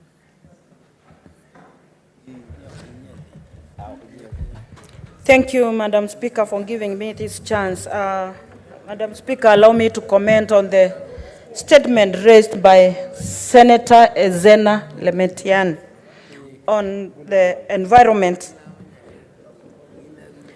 Madam Speaker, it is embarrassing to see that we are living in Kenya where we are supposed to take responsibilities as Kenyans to ensure that we live in clean environments.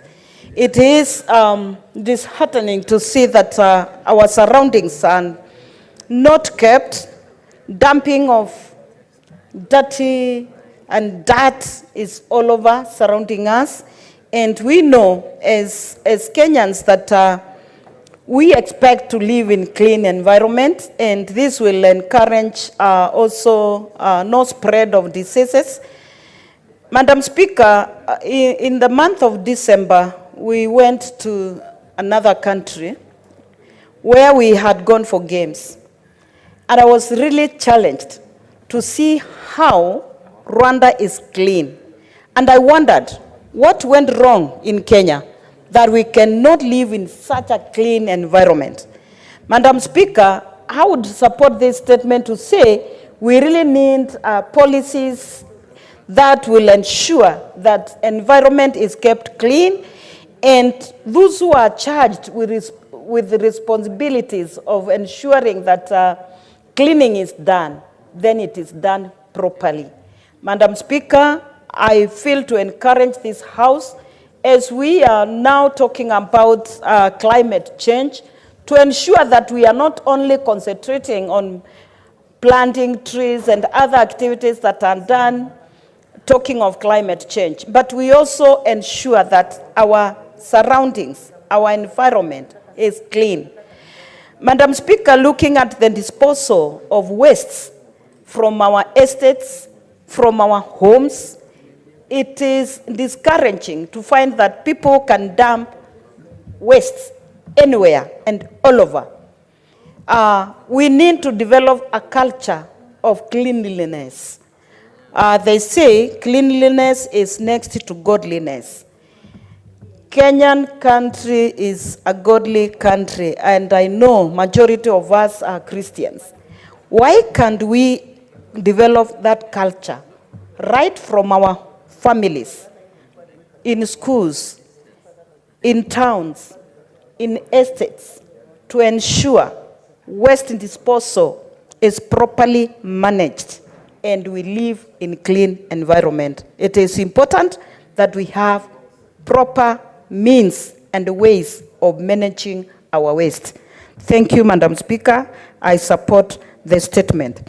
Secondly, allow me, Madam Speaker, also to touch on the statement raised by Senator Gloria Oroba.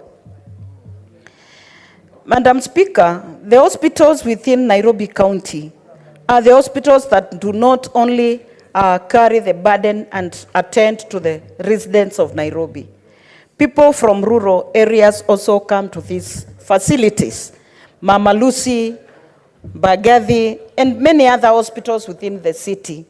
Madam Speaker, it is important that the bed capacity, the facilities, the nurses, the doctors are taken care of. And the county of Nairobi, the county government of Nairobi ensures that the facilities are kept well to serve not only Nairobi residents, but also those who are referred and others come from upcountry to seek medical attention in Nairobi County. Thank you, Madam Speaker. I support the statements. Thank you. Senator David Wakoli, Wafula. Thank you, Mr. Speaker, sir, for this opportunity. I want to weigh in on the matter of subsidized fertilizer. Several weeks ago, Honorable Speaker, the Agriculture Committee was doing its work on the public participation tours in the western part of the Republic. To our surprise, Honorable Speaker, we made a surprise visit to Bungoma NCPB, where we bumped into only 9 bags of fertilizer for planting, Honorable Speaker. And this is after the residents of Bungoma were up in arms in Bungoma town, in Webuye, in Kimaiti, and all the other distribution centers, complaining of the lack of enough fertilizer for planting. A call was made to the MD, who assured the people of Bungoma that in 1 or 2 weeks' time, we'll have 40,000 bags, and at the end of the month, we'll have over 100 bags of planting fertilizer. To date, Honorable Speaker, is still a story of the fairy tale. Time is up for these people to either pull up their socks or to ship out. We cannot afford to go back to the days of people marching on the streets with tools and equipment for cooking, purportedly seeking for rain to come down and shower of crops. Honorable Speaker, the matter of quality seeds in Kenya Seed Company. There is a shortage of seed, quality seed in particular, and I will not be surprised, Honorable Speaker, if we do a thorough audit of this infrastructure, we'll be surprised to find that there is a problem that needs to be solved. And I want to request government and the committee in charge to swiftly move with speed to ascertain these uncertainties and give direction to Kenyans, and in particular, my great people of Bungoma and Trans Nzoia. Honorable Speaker, something else that is cropping up, which has been mentioned through the Huduma Center in Bungoma. Several weeks ago, staffs of the Huduma Center were reshuffled, transferred, without recognizing the fact that they have commitment, financial commitment, family commitments that need proper adjustment. The same thing was seen the other day when I raised a matter on this floor as pertaining to railways, where a people of a particular ethnic orientation have been frustrated, intimidated, harassed, and their tools of operation in their offices confiscated by the DCI purportedly. Honorable Senator, let me guide you. I do not think you can debate on the statements that you brought to the floor of the House. I'm contributing, Honorable You Speaker. can contribute to other statements brought by other senators to the floor of the House. Thank you, Please Speaker. be guided and comment accordingly. Finally, on the matter of prudent, as elaborated, the matter of health, as my good friend Sifuna said, it is important that the committee moves with speed and the financial statements, as requested by Senator Lekina, to be facilitated to senators. This will ensure that we do our work appropriately. Thank you, Honorable Speaker. Thank you, Senator. Senator Oburu Oginga.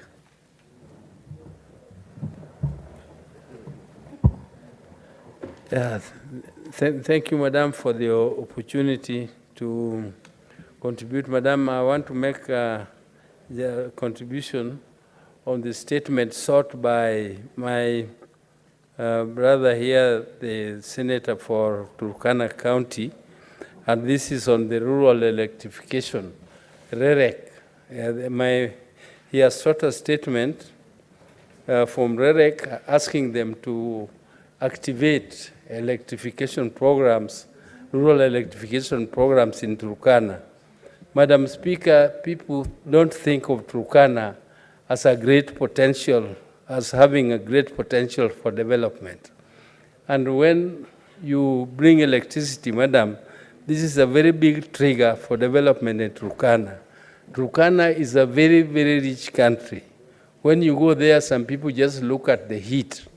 But Madam Speaker, apart from the heat, there is a lot of wealth underground. There is wealth of oil. There is wealth of water. There is a whole lake underground in Turkana, Madam Speaker. And I hope that this statement, which is seeking for the rural electrification, they used to be much more active than the Kenya Power themselves. But I want them to wake up and impress us by taking steps to activate the REREC. This is now a new one called Rural Electrification and REREC. They should take up steps to activate the electrification in Turkana. Madam Speaker, electrification is such an important venture that in my county, my own county, Siaya, I was perplexed, Madam Speaker, yesterday when I went to the rural area, and I found a whole industry for milling of rice, which has been put up by the county, is not able to be commissioned, Madam Speaker, just because of upgrading electricity to three-phase. Because without electricity, Madam, actually there is no development, there is no meaningful development.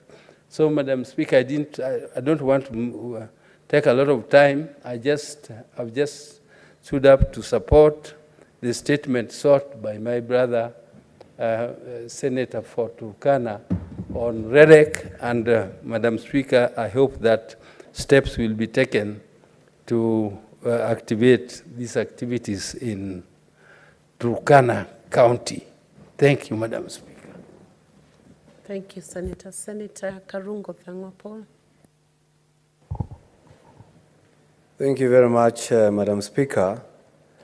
I want to support the statement by Senator Uroba about health issues, and especially in our hospitals in the county of Nairobi, not forgetting my home county, that is Kiambu County, Madam Speaker.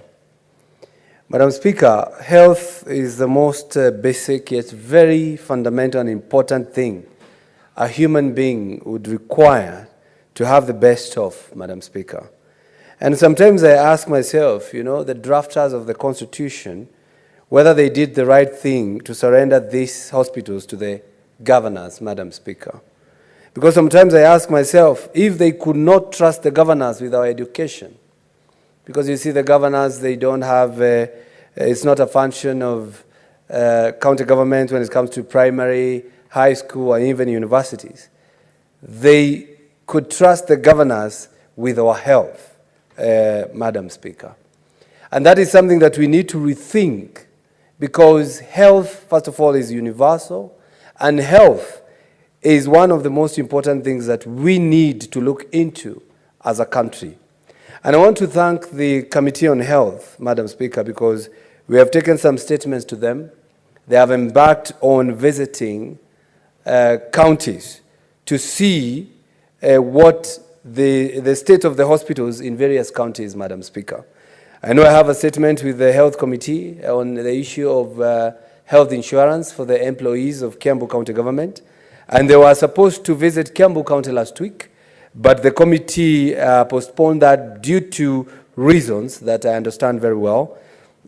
So, Madam Speaker, I believe standing committees are the committees that are going to assist this Senate to do its oversight mandate. Because as I always say, the committee, CPIC and CIPA committees are mere morticians, Madam Speaker, because they only check what the Auditor General has said. If the Auditor General says this county had no fault at all, we will do nothing as those committees, Madam Speaker. But if we take our job seriously as the standing committees, and we visit our counties as the other committees have been visiting different counties, we are going to find that county governors and county governments are not doing what they're supposed to do, and we rectify and we take the necessary precaution. Instead of waiting for them to break the law, then we wait for the Auditor General, then the Auditor General to do a report to CPIC and CIPAC, and then we'll be looking at these reports a year later, 2 years later. Like now, we are looking into the issues that the previous governors, the crime or the mistakes the previous governors had committed, they're being now answered by this committee, by the current governors, Madam Speaker. As I conclude, Madam Speaker, and I'm saying that because I know these committees, Health Committee, Agriculture Committee, and other committees, Madam Speaker, without mentioning my committee, which is Roads and Transportation, if we are keen on protecting devolution, let's visit the counties. Next week, let's have the Environment Committee in Kiambu to check out why Kiambu is going to miss on FLOCA, the money for climate change, about over 110 million, Madam Speaker, just because, Madam Speaker, the governor there is refusing to comply. Madam Speaker, let's have the Agriculture Committee to go to Kiambu County and check the distribution of fertilizer, the chicks, and everything, Madam Speaker. Let's have the Energy Committee visit Kiambu, Madam Speaker, to check why the county government has refused the installation of street lights, Madam Speaker. Let's have the Education Committee, Madam Speaker, visit Kiambu and check how many ECDs that have been built in that county, Madam Speaker, because I believe we're being lied to, Madam Speaker. Let's have the Finance Committee of this Senate visit Kiambu, Madam Speaker, and other counties to find out why the county government has refused to pay pending bills worth 5.7 billion. Also to find why the county that has projected to collect 7 billion as own source revenue, has only collected 1.6 billion, Madam Speaker. Let's have the Labour Committee visit Kiambu, Madam Speaker, and see why the promotion of employees in the county has been put on hold until 2026, Madam Speaker. Let the Land Committee, Madam Speaker, visit Kiambu County and find out why the people of Oderi Walari have not been given their land, yet they paid for that land, Madam Speaker. What I'm trying to say is, it is a high time we as the Senate, the Standing Committee, we redeem ourselves and we go to the counties, we meet the governors face to face and tell them they are doing injustice to the devolution that we have fought for, Madam Speaker. Thank you very much, Madam Speaker. Senator James Lomenen. Thank you, Madam Speaker. I want to support a statement by Senator Cherengei. Madam Speaker, as we supply subsidies, fertilizer subsidies to farmers, we should also remember that there are areas of North Rift or northern part of Kenya. We also need animal feeds. And these animal feeds helps actually, Madam Speaker, to improve the DGP of the nation. It is injustice, Madam Speaker, to farmers in other areas to enjoy fertilizer subsidies, yet farmers, livestock traders, livestock others, or livestock owners in northern part of Kenya do not enjoy the animal feeds. So as we think of farmers, of fertilizer, we should also think of animals feeds in northern part of Kenya. Madam Speaker, I support with that restriction. Senator Madago, you want to inform Senator for Turkana. You should use your machine, your equipment. I do not have any request. Yes, thank you, Honorable Speaker. Honorable Speaker, I wanted to inform the Senator for Turkana that the government Does through he the want national... to be informed? Senator for Turkana, would you wish to be informed by Senator Madago?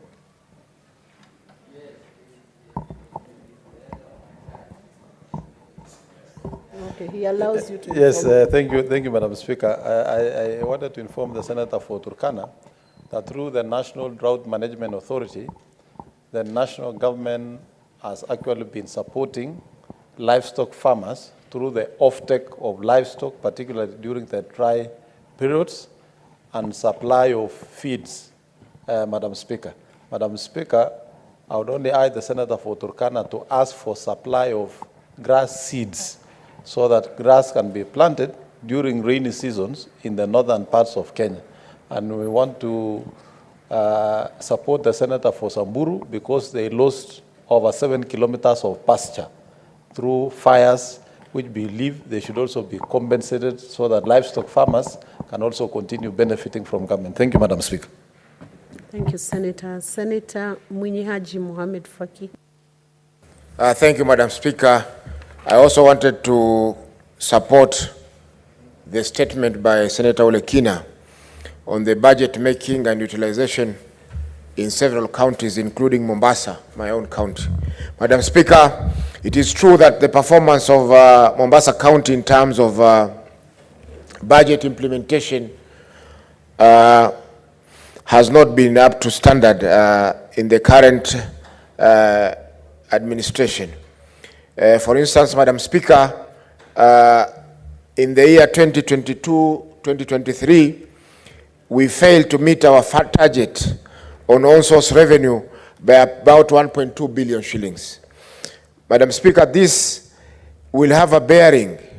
It will have a bearing on the projects that the government has had put in place to implement in the financial year 2022-2023. Number two, there are also high levels of pending bills. At the moment, the pending bills stand at 3.92 billion shillings as of 31st December 2023. Madam Speaker,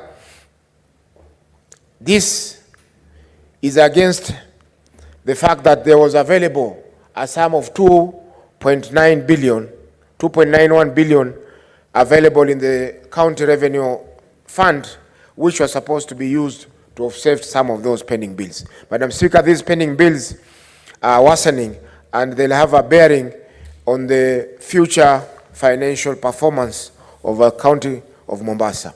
Number 3, Madam Speaker, youth and empowerment programs that are supposed to be undertaken in the county. Madam Speaker, Mombasa being the port city, at the moment you have the largest youth unemployment. If you look at the report by the Control of Budget, it places the youth unemployment at 44%. Roughly 4 out of every 10 youths are jobless at the moment, Madam Speaker. However, our county government has not undertaken any projects, Madam Speaker, that will be geared towards reduction of this youth unemployment. And this will have a bearing also, Madam Speaker, on budget absorption and also development in the county of Mombasa. So, Madam Speaker, finally, there was the issue of diversion of funds in the county treasury and weak budgeting practice. Madam Speaker, this one also will have a bearing. And at the moment, Madam Speaker, as we speak, the county government of Mombasa does not have a financial act for the year 2024 or 2025. So, Madam Speaker, I fully support the statement by Senator Lekina, and I will urge the Finance Committee, of which I am a member, to quickly deal with these issues so that we can arrest any future bottlenecks that will arise as a result of this failure by these counties that are mentioned in this statement. Thank you, Madam Speaker. Thank you. Senator Oroba.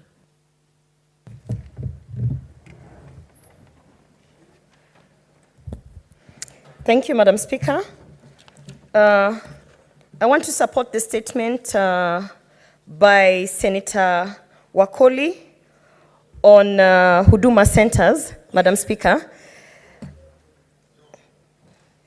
Madam Speaker, as the committee is going to be responding to the issues, particularly about the staff members and how they are being deployed, their contracts and all those details, Madam Speaker, I think I want to add my voice in terms of the Huduma centers. We were informed that we are going to get more Huduma centers, and actually the clarion call was that the Huduma centers would be devolved to an extent that we would have every Kenyan down in the remote areas being able to access a Huduma center without having to travel for long distances, Madam Speaker.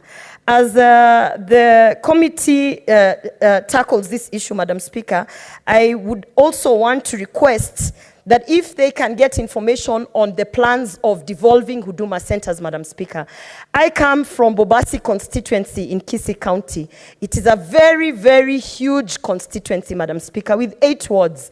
And we have Kenyans from as far as Nyacheki ward who cannot or do not have the capacity to access the Huduma center on the other side of town, Madam Speaker. So it would be imperative that we are informed, if at all there are any plans to devolve and make sure that Huduma centers go down to at least having 1 Huduma center on each ward, then so that we can be able to know that all Kenyans are getting the services that they require from Huduma centers. Madam Speaker, I would also want to request that the committee looks into how they can collaborate with NYS as a human resource capacity to partner with Huduma centers, Madam Speaker. We have a lot of youth who are under NYS. They have been trained on various capacity, and I think that there is an opportunity there for them to being able to assist in some of the duties that we have in Huduma Center, Madam Speaker. As I speak, as I said, I'm from Bobasi constituency, and we have many youths that have been recruited from my constituency, and they would really serve in great capacity in these Huduma centers if we were able to make sure that we bring it down to the ward level. I therefore support the statement on the deployment of policy and staff serving at Huduma centers by the Senator for Bungoma, Senator Wakoli. Thank you, Madam Speaker. Senator Eddie Okech.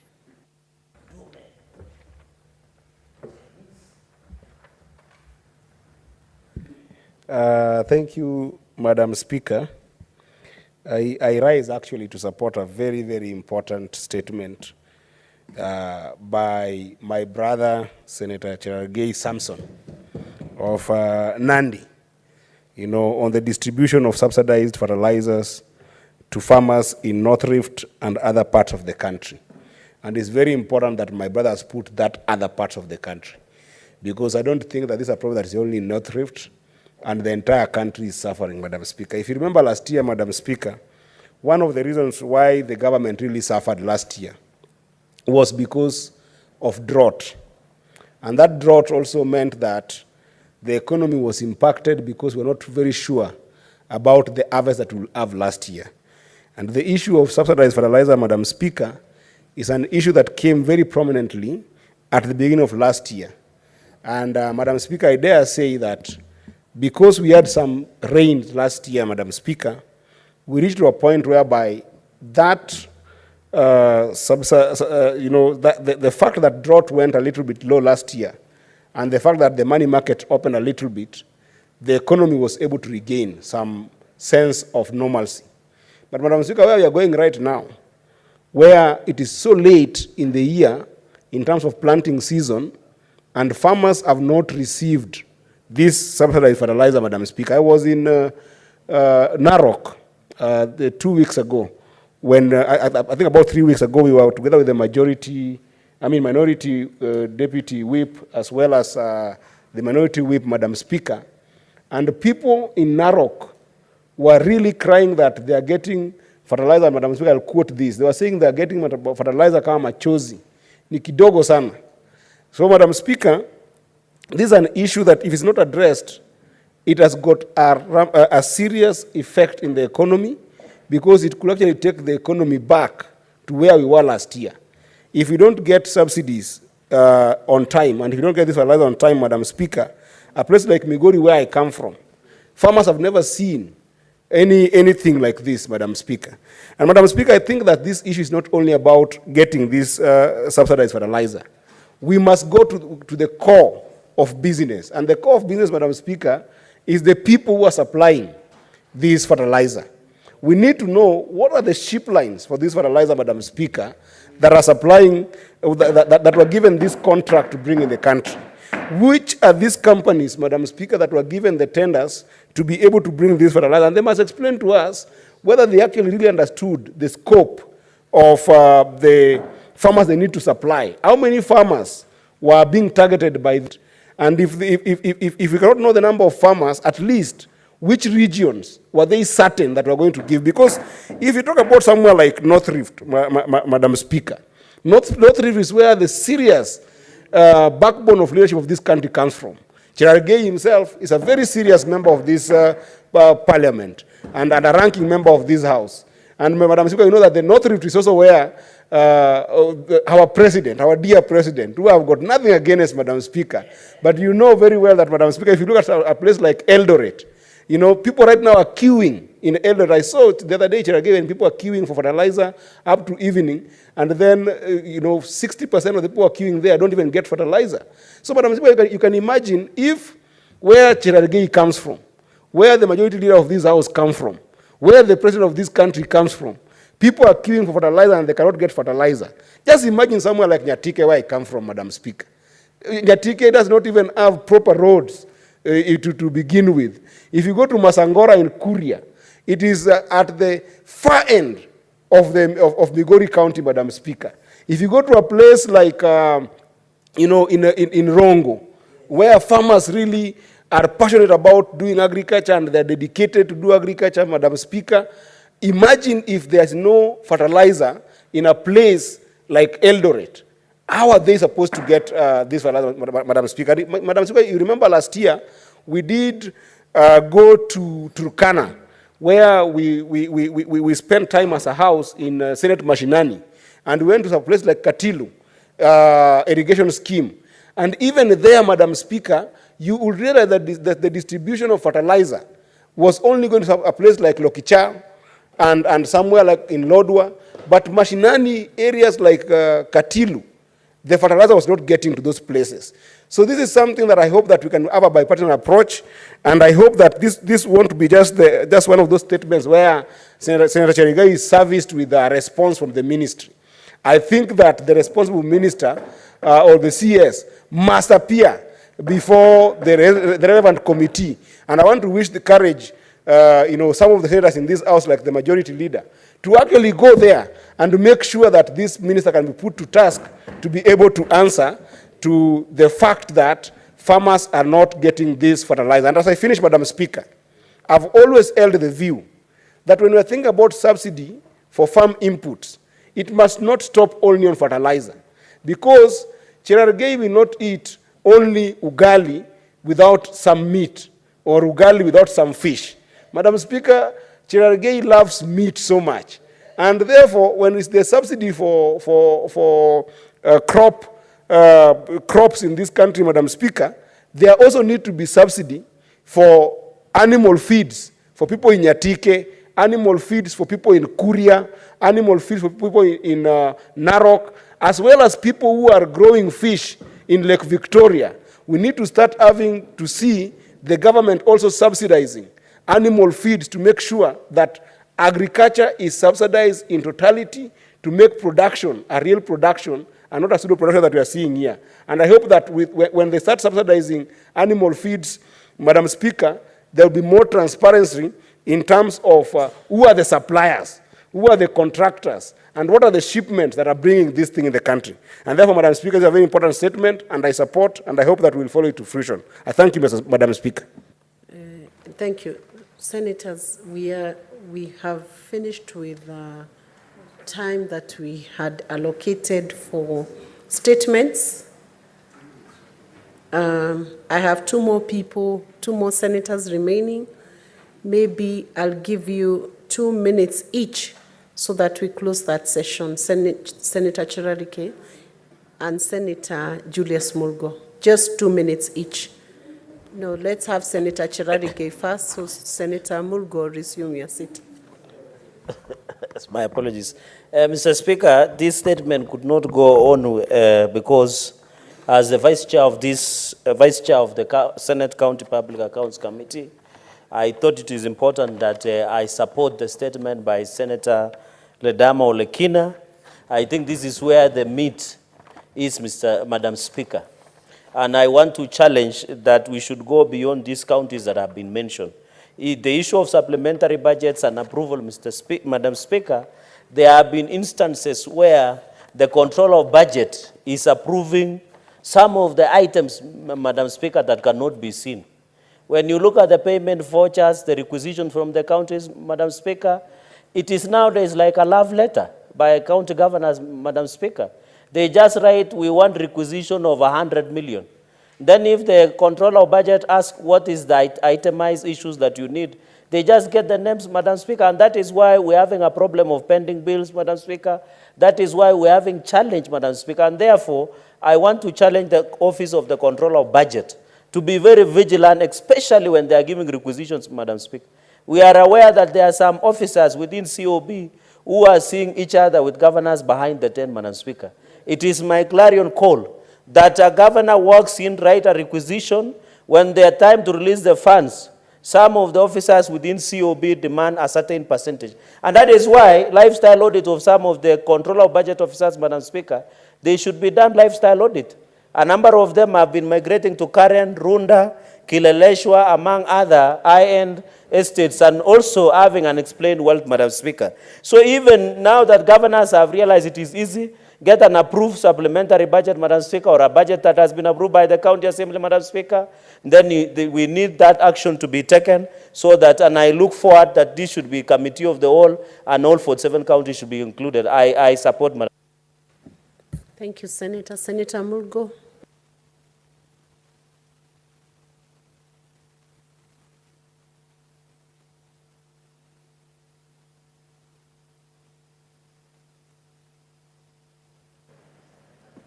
Thank you, Madam Speaker, for giving me the opportunity to also join my colleagues in airing my views about the subsidy of fertilizer.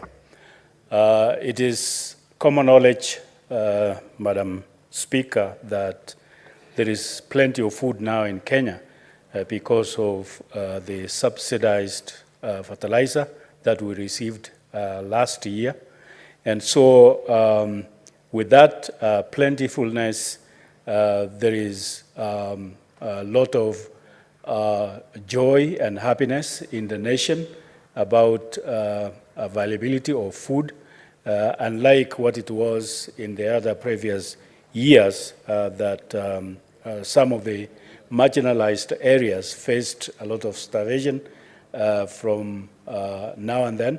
And at this point that in those areas now, February, March, April, there would be shortage of food, and therefore that subsidized fertilizer did wonders last year.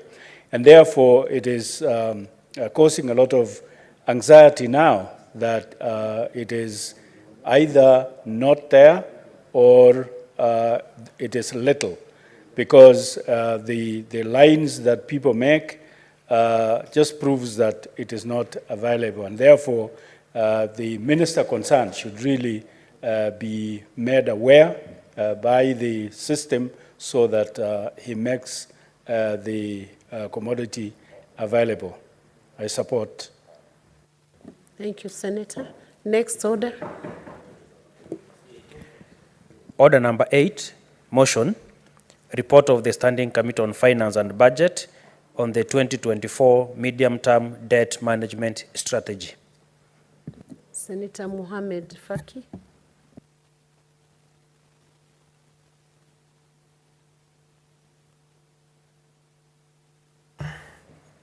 Thank you, Madam Speaker. Madam Speaker, I beg to move that the Senate adopts the report of the Standing Committee on Finance, Budget on the 2024 medium-term debt management strategy, laid on the table of the Senate on Thursday, 7th of March, 2024. Madam Speaker, the 2024 medium-term debt management strategy, MTDS, was submitted to Parliament by the National Treasury and Economic Planning on 15th of February, 2024, pursuant to Section 33 of the Public Finance Management Act, Cap 412A. The Act provides that on or before the 15th of February in each year, the Cabinet Secretary shall submit to Parliament a statement setting out the debt management strategy of the national government over the medium term with respect to its actual liability and potential liability in respect of loans and guarantees and its plans of dealing with those liabilities. Madam Speaker, upon submission of the 2024 MTDS, the MTDS was tabled in the Senate at the sitting held on 15th of February. Thereafter, it was referred to the Standing Committee on Finance and Budget for consideration, facilitation of public participation, and consequent tabling of a report in the Senate. Madam Speaker, Section 33, subsection 2 of the PFM Act provides that MTDS shall be aligned to the broad strategic priorities and policy goals as set out in the Budget Policy Statement BPS, which the Senate approved last week. Section 33, subsection 3 of the same Act provides that the Cabinet Secretary shall include in the statement the following information. A, the total stock of debt as at the date of the statement. B, the sources of loans made to the national government and the nature of guarantees given by the national government. C, the principal risks associated with those loans and guarantees. D, the assumptions underlying the debt management strategies. And E, an analysis of the sustainability of the amount of debt, both actual and potential. Madam Speaker, the 2024 MTDS outlines the strategies and initiatives to be implemented with the goal of minimizing debt management costs, risks, and it covers the period from financial year 2024-25 and 2026-2027. Madam Speaker, at the end of June 2023, the nominal amount of publicly guaranteed debt was Kenya shilling 10,278 billion, or 70.8% of GDP. This comprised of an external debt stock of Kenya shillings 5 4.44 trillion and a domestic debt stock of Kenya shillings 4.832 trillion. According to the National Treasury, the total nominal stock of public and publicly guaranteed debt as at February 2024 was Kenya shillings 11.248 trillion, or 69.7% of GDP. Present value of public debt to GDP is 67.2%. This comprises of external debt stock of Kenya shillings 6.189 trillion and a domestic debt stock of Kenya shillings 5.058 trillion. The National Treasury committed to bringing down the present value of debt as a percentage of GDP from 67.2% to 55% over a period of 5 years in accordance with the requirements of Section 50 of the Public Finance Management Act, PFM Act. Madam Speaker, the foreign public debt is composed of multilateral, bilateral, and commercial creditors, categorized as follows. A, Kenya shillings 3.118 trillion has multilateral debts, accounting for 50% of the total external debt. B, Kenya shillings 1.399 trillion bilateral debts at 23%, and C, Kenya shillings 1.671 trillion commercial debts at 27%, of which Eurobonds account for 1.14 trillion or 18%. Domestic debt mainly comprises of treasury bonds and bills. A, Kenya shillings 4.272 trillion in treasury bonds, amounting to 85% of the total domestic debt, and B, Kenya shillings 565.63 billion treasury bills, accounting for 11%, and Kenya shillings 220.16 billion, or 4% of others. These are overdrafts from Central Bank of Kenya, IMF special drawing rights, SDR, and allocation and bank advances that are due. Madam Speaker, at the end of June 2023, the government guaranteed debt to Kenya Power and Lighting Company, KPLC, Kenya Ports Authority, KPA, Kenya Electricity Generating Company, KenGen, and Kenya Airways, amounted to Kenya shillings 170.2 billion. The called up guaranteed loan of 82 billion relates to KQ, that is Kenya Airways guaranteed debt. Madam Speaker, the fiscal deficit for the year 2024-2025 is approved under the 2024 BPS is Kenya shillings 703 billion. Madam Speaker, this might come down as a result of the strengthening of the Kenya shilling. MTDS proposes that this deficit will be funded by both foreign and domestic borrowing. The net foreign financing will be Kenya shillings 362.12 billion, while domestic financing will be Kenya shillings 377.75 billion. Madam Speaker, in terms of optimal borrowing approach or strategy, the MTDS seeks to minimize costs and refinancing risks in the debt portfolio by maximizing access to external concessional borrowing. Over the medium term, the optimal borrowing strategy assumes a mix of 45% domestic and a 55% external financing. Madam Speaker, the National Treasury submitted that the total debt sustainability analysis, DSA, conducted in December 2023 indicates that Kenya's public debt remains sustainable, although there is a risk of debt distress. It is anticipated that the PV of debt to GDP, present value of debt to GDP ratio, will remain above the approved threshold of 55% until the year 2029 or financial year 2028-2029. This is expected to decline gradually to 48.1% in 2023 as a result of fiscal consolidation. Madam Speaker, further scrutiny of the external debt sustainability analysis indicates that throughout the forecast period, the present value of public debt and publicly guaranteed external debt to GDP ratio remains below the 40% threshold. Madam Speaker, PV of PPG external debt to export solvency indicator remains above 180% threshold through 2029. The debt service to exports liquidity indicator surpasses its 15% threshold due to the repayment of Eurobonds in 2024 and in 2028, as well as the rollover of external bank loans in 2025 and 2026.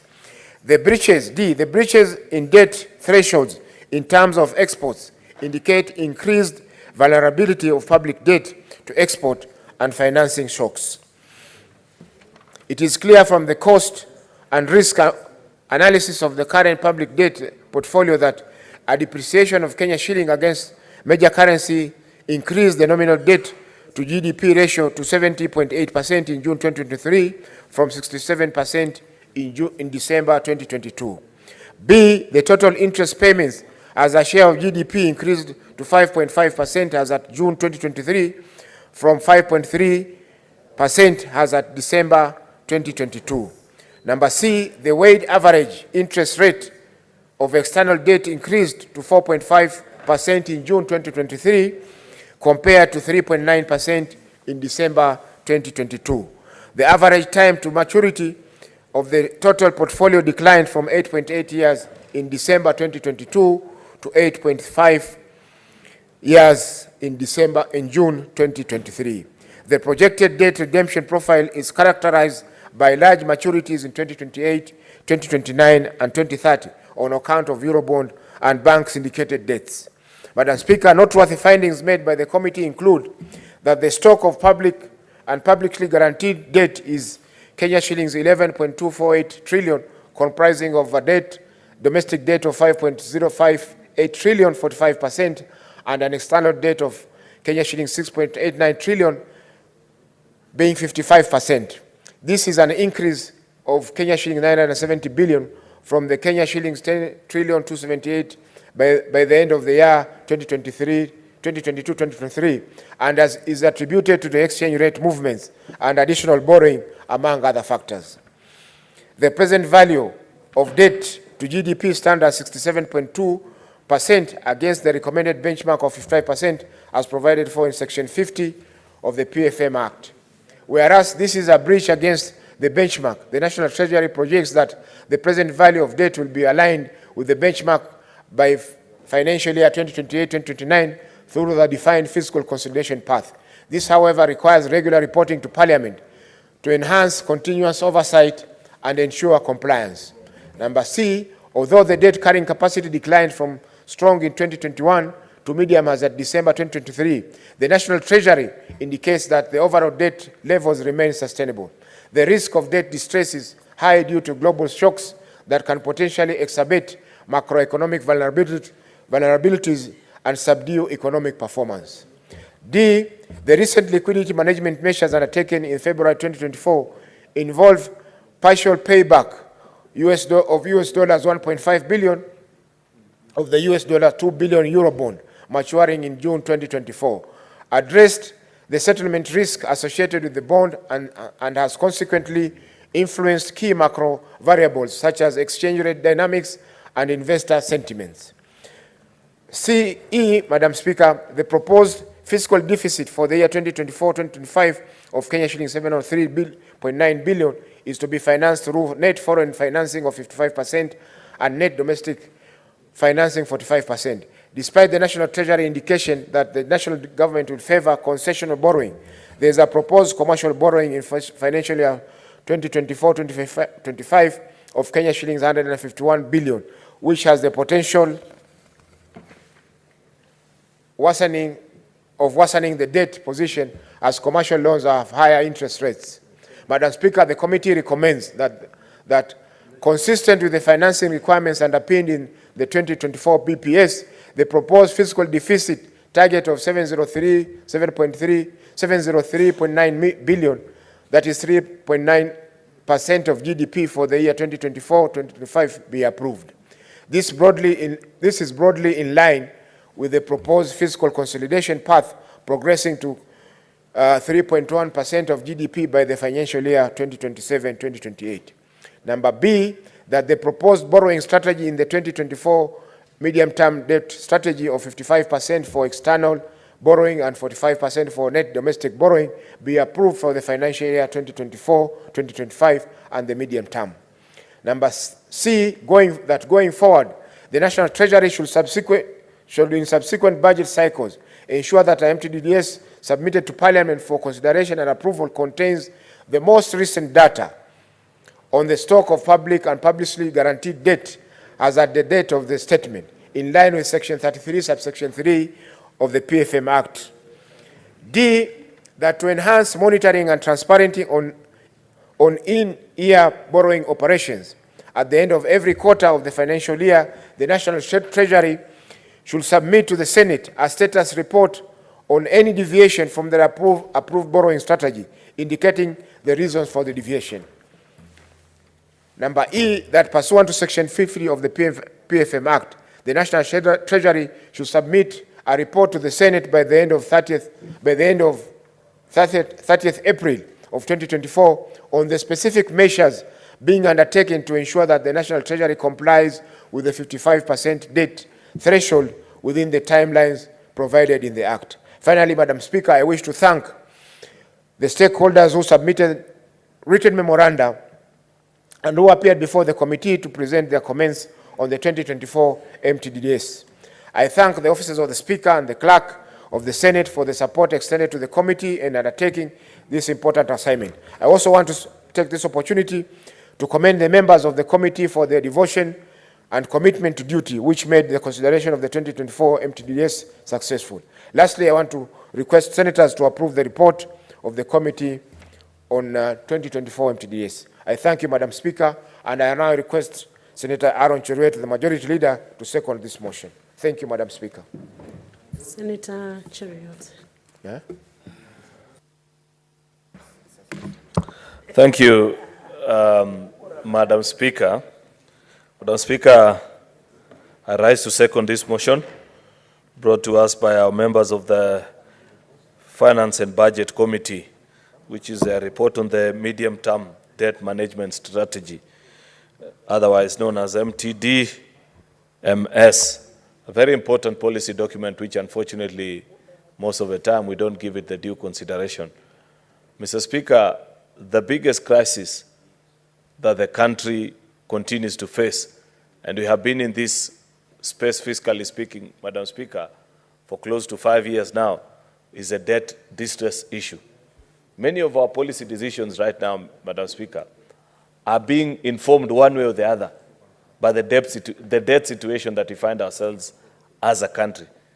And that is why, in its wisdom, Parliament, Madam Speaker, made it mandatory for the CS for Treasury to, on the 15th of every not on, but by the 15th of every financial year, Madam Speaker, to send this document to Parliament so as to provide a guide and a way through which Parliament can appraise itself of our debt obligations and the plan specifically of how we intend to unclog ourselves from this mess that we find ourselves in.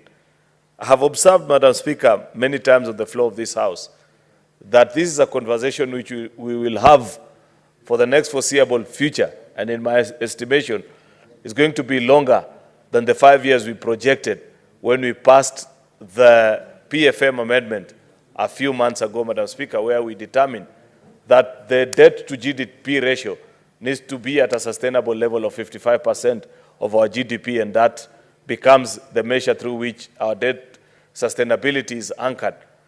And we gave ourselves 5 years, of course, this financial year, all the way to 2029, with a view to making it possible that by 2029, Madam Speaker, the debt to GDP ratio will be at 55%.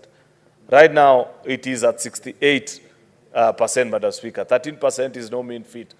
And if we carry on in the direction that I see this report proposing, Madam Speaker, unfortunately, the bad news that we need to deliver to the country is that we will not be able to turn this wheel around by 2029. The proposals that we are making in this report, Madam Speaker, are sound. and they are informed by good logic. And I want to congratulate our colleagues who serve in Budget and Finance for being thorough with this document. They have done an excellent job, Madam Speaker, though I believe that there are more stringent measures that we need to introduce, Madam Speaker, because the executive cannot save the house, the country rather, Madam Speaker, because they're under pressure. And I understand where they're coming from, because when they visit different parts of the country, speaker after the other, they'll request for this or the other road. They'll request for this or the other water project. They'll request for this or the other hospital to be furnished, and so on and so forth. Therefore, Madam Speaker, as a country, and I want to make mention of this because I appreciate Senator Faki has done a good job in elaborating all the recommendations that have been done by the committee. But in seconding, Madam Speaker, because I don't intend to be long, I'd wish to propose ways in which I think, as a country, we need to move and make it better. Madam Speaker, I hold the view, and I have said this to the National Assembly, its leadership. I have said the same, I can even go publicly about this, including to the President, that so long as we do not do a zero-based budget, Madam Speaker, and continue to do a program-based budgeting process, Madam Speaker, we will be in this debt distress situation for many, many years to come, Madam Speaker. There are many places that we continue to spend public funds, Madam Speaker, areas that we don't need to.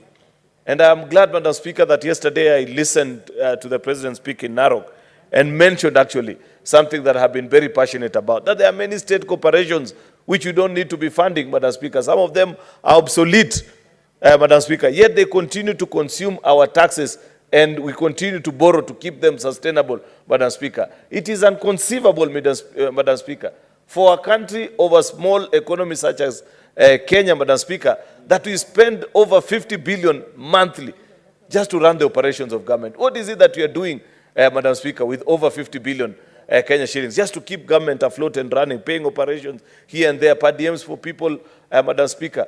We don't need 350 state corporations, Madam Speaker. I believe that number can be reduced to even less than 100, Madam Speaker. If we gave more responsibilities to many of our state corporations, Madam Speaker, and allowed them to do many other things, other than ensuring that each of them have a board, they have a CEO, they have a company secretary, and they're all being paid by these taxpayers. Kenyans are overburdened, Madam Speaker. The reason why we find ourselves analyzing and looking into our debt situation, Madam Speaker, is because we continue to spend way above that which we are able to afford, Madam Speaker. And until, Madam Speaker, we come up with concrete policies such as what is being proposed, I've seen, Madam Speaker, that the committee has noted that in the BPS that was presented and passed by this House, Madam Speaker, there is a proposal to reduce the fiscal deficit, Madam Speaker, to 3.9% of the GDP by financial year 2024-2025. It's at all order, Madam Speaker. Yet I know that on this current financial year that we are in, and perhaps our colleagues who are in the Budget and Finance would have done us more justice, Madam Speaker, if they had guided us as a House and tell us how far off the fiscal deficit we are, even just on account of forex exchange, Madam Speaker, because it's a significant contributor. If you have a debt of $1 billion shillings by the time the dollar is 140, as was the case at the beginning of this financial year, Madam Speaker, and then moves upward to 160 and downwards, Madam Speaker, it messes up our fiscal deficit, Madam Speaker. And it is important that we are given the net present value of that particular deficit, Madam Speaker, because it's the one anchor point that points us as a nation to know, are we living within our means or above it, Madam Speaker. Therefore, I want to appreciate that the committee is making proposals on ways through which Parliament can actually keep tabs with the deviation from the fiscal deficit, so that the same way we proposed before the country, Madam Speaker, and urge that by 2028-2029 financial year, Madam Speaker, we will anchor our debt at 55% of the net external borrowing and domestic our debt to GDP ratio should be standing at 55%, Madam Speaker. Perhaps we need to propose further amendments to the PFM, Madam Speaker, so that we know anytime there's a deviation over and above the BPS anchor or indicator, Madam Speaker, on the fiscal deficit, then the Treasury and our colleagues, through our colleagues in the National Assembly, are forced to return and do a supplementary budget to cut down and reduce on programs. It's not as difficult as many people want to put it, Madam Speaker. It is common sense. It is what every Kenyan does. If you are working at a blue chip company and you lose your job, what every average Kenyan does is that they move and they downscale, Madam Speaker, their life expenditures, Madam Speaker. If you had a bigger car, 4x4, you reduce and buy a smaller one, or even use public means, Madam Speaker. If you're living in a place where you're paying rent, Madam Speaker, you move to places where you can afford. It's what every citizen does. And there's no rocket science that we are asking of government, Madam Speaker. This is what is meant by fiscal consolidation, Madam Speaker, that we want to move this nation, Madam Speaker, to this particular part. But we shall not achieve it, Madam Speaker, unless we become, as Parliament, we rise to the occasion, Madam Speaker, and ensure that we provide and make law. We can actually, Madam Speaker, propose so that any time there's a deviation of the fiscal deficit beyond a certain percentage point, be it 0.5 at the very maximum, Madam Speaker, then it triggers, Madam Speaker, the beginning of a supplementary process so that you downscale, Madam Speaker. I know it's not easy, but it must be done if we hope to recover as a country. Remember, Madam Speaker, that right now we can breathe a sigh of relief because Eurobond has been settled. The largest single bullet payment of $2 billion plus that we were thinking about the last few years, the last few months, Madam Speaker. And on account of it, there is a sigh of relief across the country. But who tells you that we cannot find ourselves in a situation where even to pay $1 billion, Madam Speaker, in one single swoop will be impossible? It's very possible, Madam Speaker, given the cash strain conditions that we find ourselves in as a country. Madam Speaker, therefore, while the National Treasury has demonstrated the willingness, while they have shown, Madam Speaker, to Parliament that indeed they are on a prudent path of fiscal consolidation, as the wise people say, the proof of the pudding, Madam Speaker, is in the eating. It is until they file the returns of this particular financial year and we see what has been the deviation from the projected 4.8% fiscal deficit for this current financial year, Madam Speaker, and the actuals of what will have been achieved, Madam Speaker, then we will know that indeed we are on the right trajectory, and by 2028, 2029, we will achieve this 55% that we all aspire to get to, Madam Speaker. And therefore, Madam Speaker, I'd wish to appreciate the good work that has been done by our colleagues in budget and finance. I do urge, like I have pointed out, that it is increasingly becoming clear, Madam Speaker, that so long as there are no deterrent measures, that there is no law stopping, Madam Speaker, certain habits and cultures that we have learned from colleagues in the National Assembly, us in the Senate, National Treasury, counties, so long as there are no legal deterrents, Madam Speaker, then there is no motivation for people to behave better. And therefore, on this question, much as we have handled, Madam Speaker, debt to GDP ratio as a percentage, Madam Speaker, there is something that we can surely do about fiscal deficit, Senator Faki, and keep it on track through amendments to the PFM, so that anytime there's a deviation over and above it, because remember, we have 5 years, Senator Faki, within which to determine whether we sink as a country or we rise and roar and achieve our full potential. This is the first year since we passed that amendment to the PFM. At the end of this financial year, on the 30th of June, we will take stock and measure as a House, and this is a duty which I believe if we all dedicate ourselves to, and I will be religious at it, Madam Speaker, in ensuring that we live true to our promise, because we don't pass laws for the sake of it, Madam Speaker. And I believe that at the end of this financial year shall give us an indicator how the next 4 will look like. In fact, you don't need to live up to 2029 to know whether we will achieve that 55% that we are aiming for. You just need to see what will have happened by the end of this current financial year. In the next 2 months, by the time we get to 30th of June, 2024, Madam Speaker, it will give you an indication of how the next 4 years will be. And it is my sincere hope that Senator Faki, Senator Eddy, and all our colleagues who are in Budget and Finance Committee shall be diligent enough and lead this House on a path of consolidation, so that because we have learned the tricks, that so long as the law isn't in black and white and providing the limitation of expenditure, then National Assembly will budget for it, Treasury will spend it, political pronouncements will be made.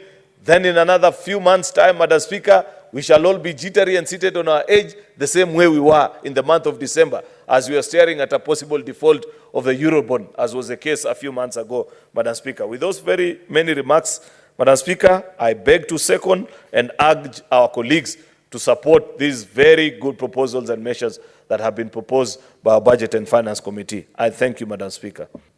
Thank you, Senator Cheriot. Honorable Senators, I propose the question that the Senate adopts the report of the Standing Committee on Finance and Budget on the 2024 medium-term debt management strategy laid on the table of the Senate on Thursday, 7th March 2024. Honorable Senators, we now have an opportunity for senators to contribute to this motion. And I'll first call upon Senator Edwin Sifuna Watenya.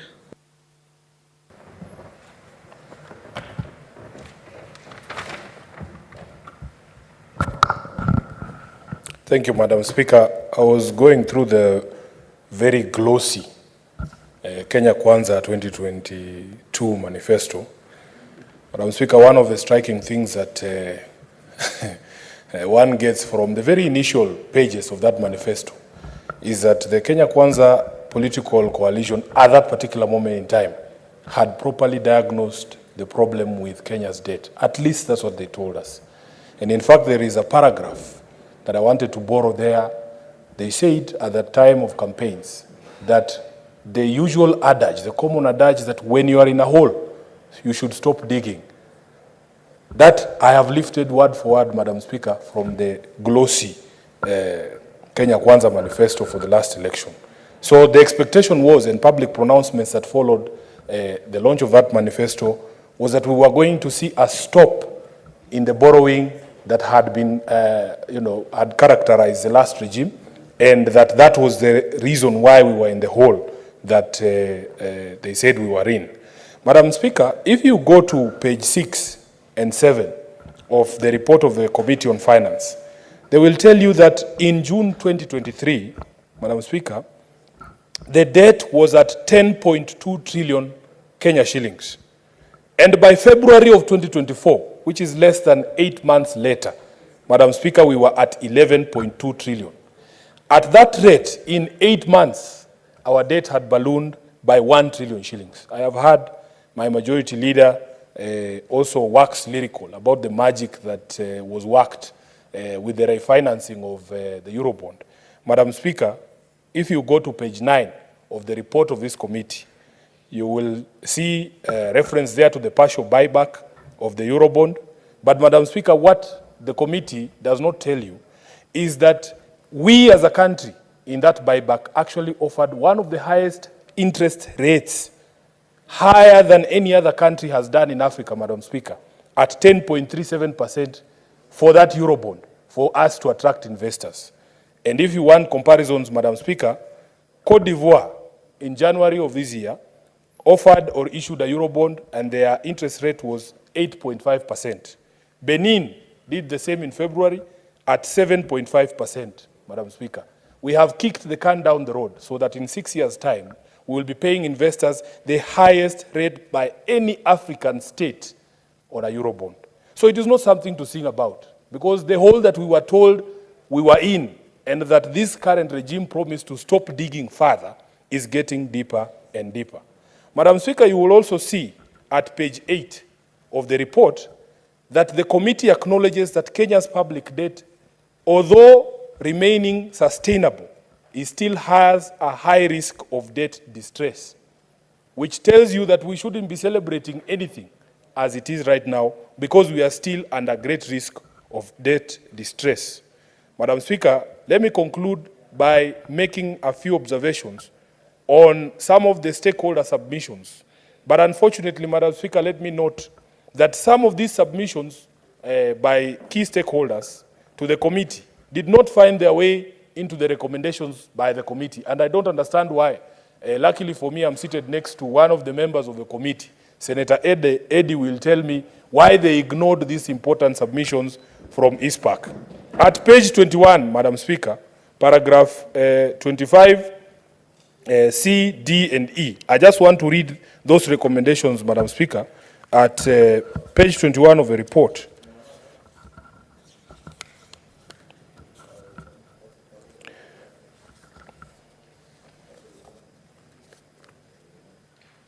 No, do I have the right report, really? No, this is the right report. Sorry, Madam Speaker. Madam Speaker, this is what the Institute of Certified Public Accountants recommended.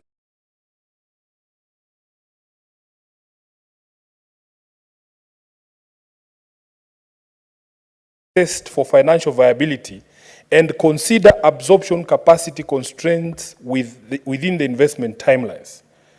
We should also, they recommended, consider public-private partnerships as a form of financing development expenditure. Further, Madam Speaker, they recommended that we gradually retire expensive commercial loans for long-term concessional loans. And Madam Speaker, one of the recommendations that has actually been debated this afternoon when we were discussing another matter is that Parliament should demand regular reports on capital projects financed through debt from the National Treasury to enhance openness and transparency.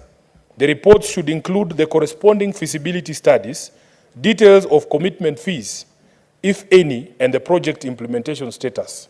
Madam Speaker, this I think is coming from the perspective of what we saw in the last regime, that in fact money was borrowed, and the Auditor General himself told us that he could not trace a single project to which the money that was borrowed went to. Madam Speaker, we had the specter of projects such as the Aurora and Kimwarel dams. So that, Madam Speaker, if we were in this position, Parliament should be demanding regular reports. We should be shown why was this money borrowed, which projects had been identified to be supported through those borrowed funds, the feasibility studies, the commitment fees that had been paid. Because you remember, Madam Speaker, there was a controversy at that time with the Aurora and Kimwarel dams as to what commitment fees had actually been paid. And it involved the person of the current president, when he was the then deputy president, telling the country that it was a mere 9 billion shillings, just a small figure, 7 billion. 7 billion shillings, he told us that had been lost. Madam Speaker, so that if we have those details as Parliament... What is your point of order? Senator Gloria, resume your seat. Madam Speaker, I stand on Standing Order 101 on contents of speech. Reference 1, neither the personal conduct of the President nor the conduct of the Speaker or any other judge. Madam Speaker, it is not in order that Senator Edwin Sifuna is referencing the President and in the manner with which he's doing. This is based on our standing order. If he can be able to articulate his points without having to drag either the name of the President or the Speaker or any of the persons that are mentioned under Standing Order 101 under content of speech.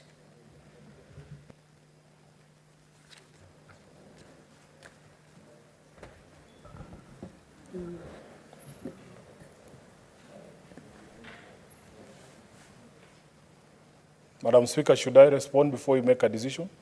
Yes, you could respond. I'm Yes. moving through this time. Madam Speaker, in fact, I am not discussing the conduct of the head of state.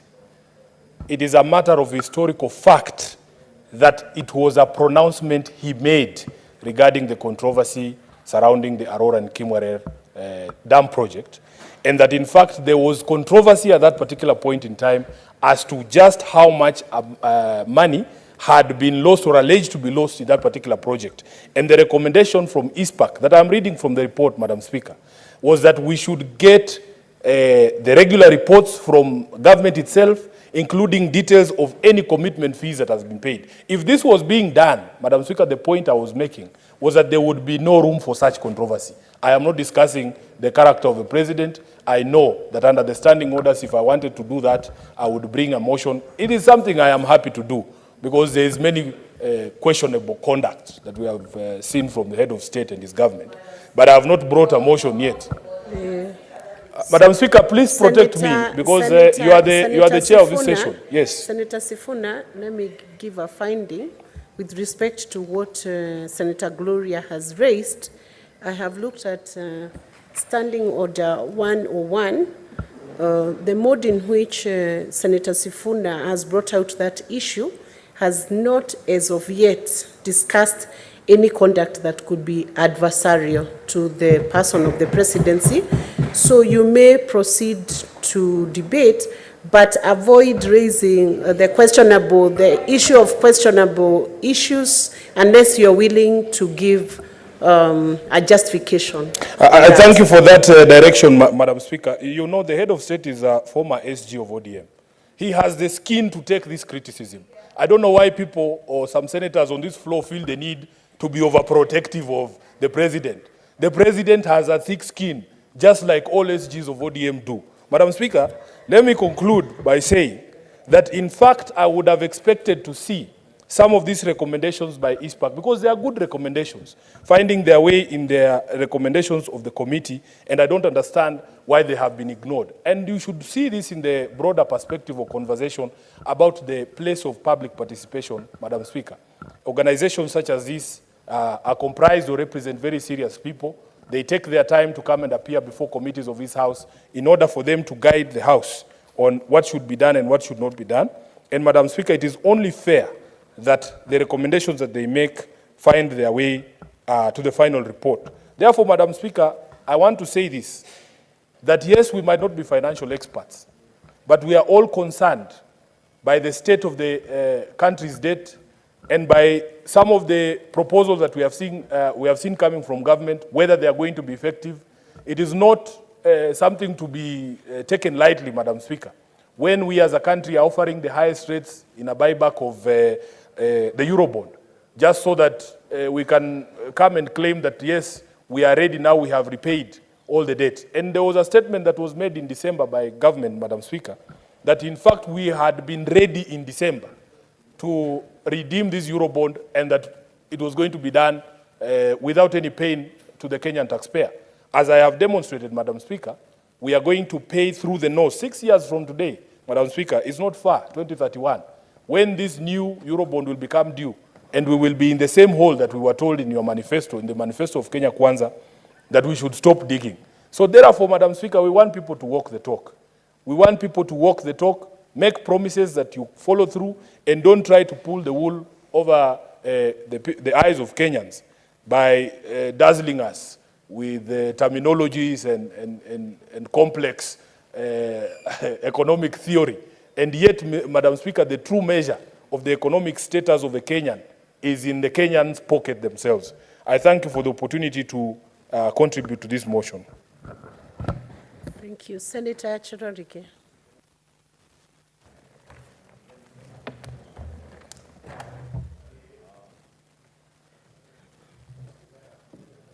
Thank you. Thank you, Madam Speaker, for the opportunity. Madam Speaker, I want to thank Senator Faki for ably moving the motion, although he was reading contrary to our standing orders, Madam Speaker. But I don't want to believe he was reading, but he was referencing, cross-referencing while moving. Madam Speaker, when you look under Article 211, borrowing by national government, and of course borrowing by the counties. Madam Speaker, the drafters, you know, to come up with this Constitution 2010, Madam Speaker, it took more than 20 years to have Constitution 2010. One of the salient features is prudent financial management, especially on public finance. And that is the reason the drafters and Kenyans did approve this Constitution by over 60%. Under Article 211, it talks about how the national government might borrow. But of course, borrowing with discipline, Madam Speaker. And of course, it talks about the legislation, reporting mechanisms to Parliament. And I think this allows openness, transparency, as is envisaged under the principles of finance management, especially public finance, Madam Speaker. And therefore, it is not, it was realized, Madam Speaker, that any government must borrow to finance some of the projects, Madam Speaker. Until we are able to work on our own, we'll keep crawling. Madam Speaker, the 10.48 trillion, both domestic and external public debt, is not a creation of Kenya Kwanza, Madam Speaker. In fact, the mess we are trying to sort out, and unfortunately Senator Sifuna has worked out, Madam Speaker, is the mess that had been built over the years since post-independence, Madam Speaker. So the creation, and that is why when Kenya Kwanza Manifesto, which you ably steered as one of our midwives in this Kenya Kwanza Manifesto on fiscal borrowing discipline, was to ensure, yes, we can borrow, but we must be disciplined about it. Yes, we can borrow, but we must be prudent in spending it. Yes, we can borrow, but we must account and give value for money to every shilling or every dollar or any currency that we borrow to go into the projects and value for the money of Kenyans. We are aware that the money that is being borrowed, both locally and externally, are meant for the development of this country. It is shocking, and I want to thank the President, Madam Speaker. Today became the history in this country. One of the monumental times to be alive in this country was the signing of the Affordable Housing Bill into an act of law, Madam Speaker. The same people, Madam Speaker, I saw yesterday or the other day, and Senator Ezena is here. She was in some social function. I don't know whether it was a homecoming of PS or Leltua. She requested for a road to be made in Samburu County. Where is the money coming from? We must borrow. When we try and raise taxes, Madam Speaker, the same people who are busy shouting the highest here and mourning than the bereaved are the ones telling Kenyans, don't overtax Kenyans. Yet when they go to podiums, they say, Rais, tunaomba. My apologies for mixing the language. We are requesting, Madam Speaker. He is the President of Kenya, but I'm trying to justify why the government must borrow. Because the moment you tax Kenyans, Senator Eddy, with this retinue of political ideologies, will be on the road saying, don't tax Kenyans. But when issue of development, they will tell you the government has not developed Nyatike, the government has not developed Migori County. We need a road in Migori, Madam Speaker. We need bursary, we need money. Governors are on our necks. They are saying they want 450 billion, Madam Speaker, through equitable shareable revenue in this financial year. The fiscal deficit that we have been shown is over 700 billion Kenya shillings in this financial year, Madam Speaker. What I'm saying in short, we should allow government to borrow. But I'm happy, Madam Speaker, we amended the Public Finance Management Act, Section 50, to move from the ceiling, the public debt ceiling, to now percentage in terms of GDP. And I think that was significant. That's what we meant in manifesto, Madam Speaker. We are still working towards achieving that 55% as against GDP, because currently we are around 60-something, I think around 67, thereabout percent against the GDP in this country, Madam Speaker. The point I'm trying to make, the drafters of this Constitution, Article 211, knew that government would borrow to sustain its operations, including development, but we must be disciplined. I think the biggest soft underbelly in this country, even in counties, that is joking both national and county governments, is corruption. If we are able to fight corruption, Madam Speaker, and account for each and every shilling we borrow, this country will be very far, Madam Speaker. And that is why it is very important, Madam Speaker, that we ensure, and I want to assure the country, at the moment, the country has risen like a phoenix, Madam Speaker. I want to assure the country has risen like a phoenix. You have seen, and I'm happy the committee did observe in their report, that the currency movements has affected both especially the external public debt, Madam Speaker. Because I'm happy today that in a few months, Madam Speaker, the shilling was beaten like a burukenge, Madam Speaker. I think to 100. That language, Honorable Senator, may not be known when you are speaking in English. Oh, sorry, Use the my English apologies. version of that. Was battered, Madam Speaker, up to around 150 shillings against 150 against the dollar, Madam Speaker. Now, as we talk today, it is 133 shillings against a dollar, Madam Speaker. And I'm happy Senator Eddy and committee members have observed in their report that we have a challenge in terms of movement of the currency, Madam Speaker. And it is very important. I can take the House, Madam Speaker, and I'm happy the stakeholders, the majority of Eurobond, Madam Speaker, the movement of the currency that Senator Eddy and the rest have observed, Madam Speaker.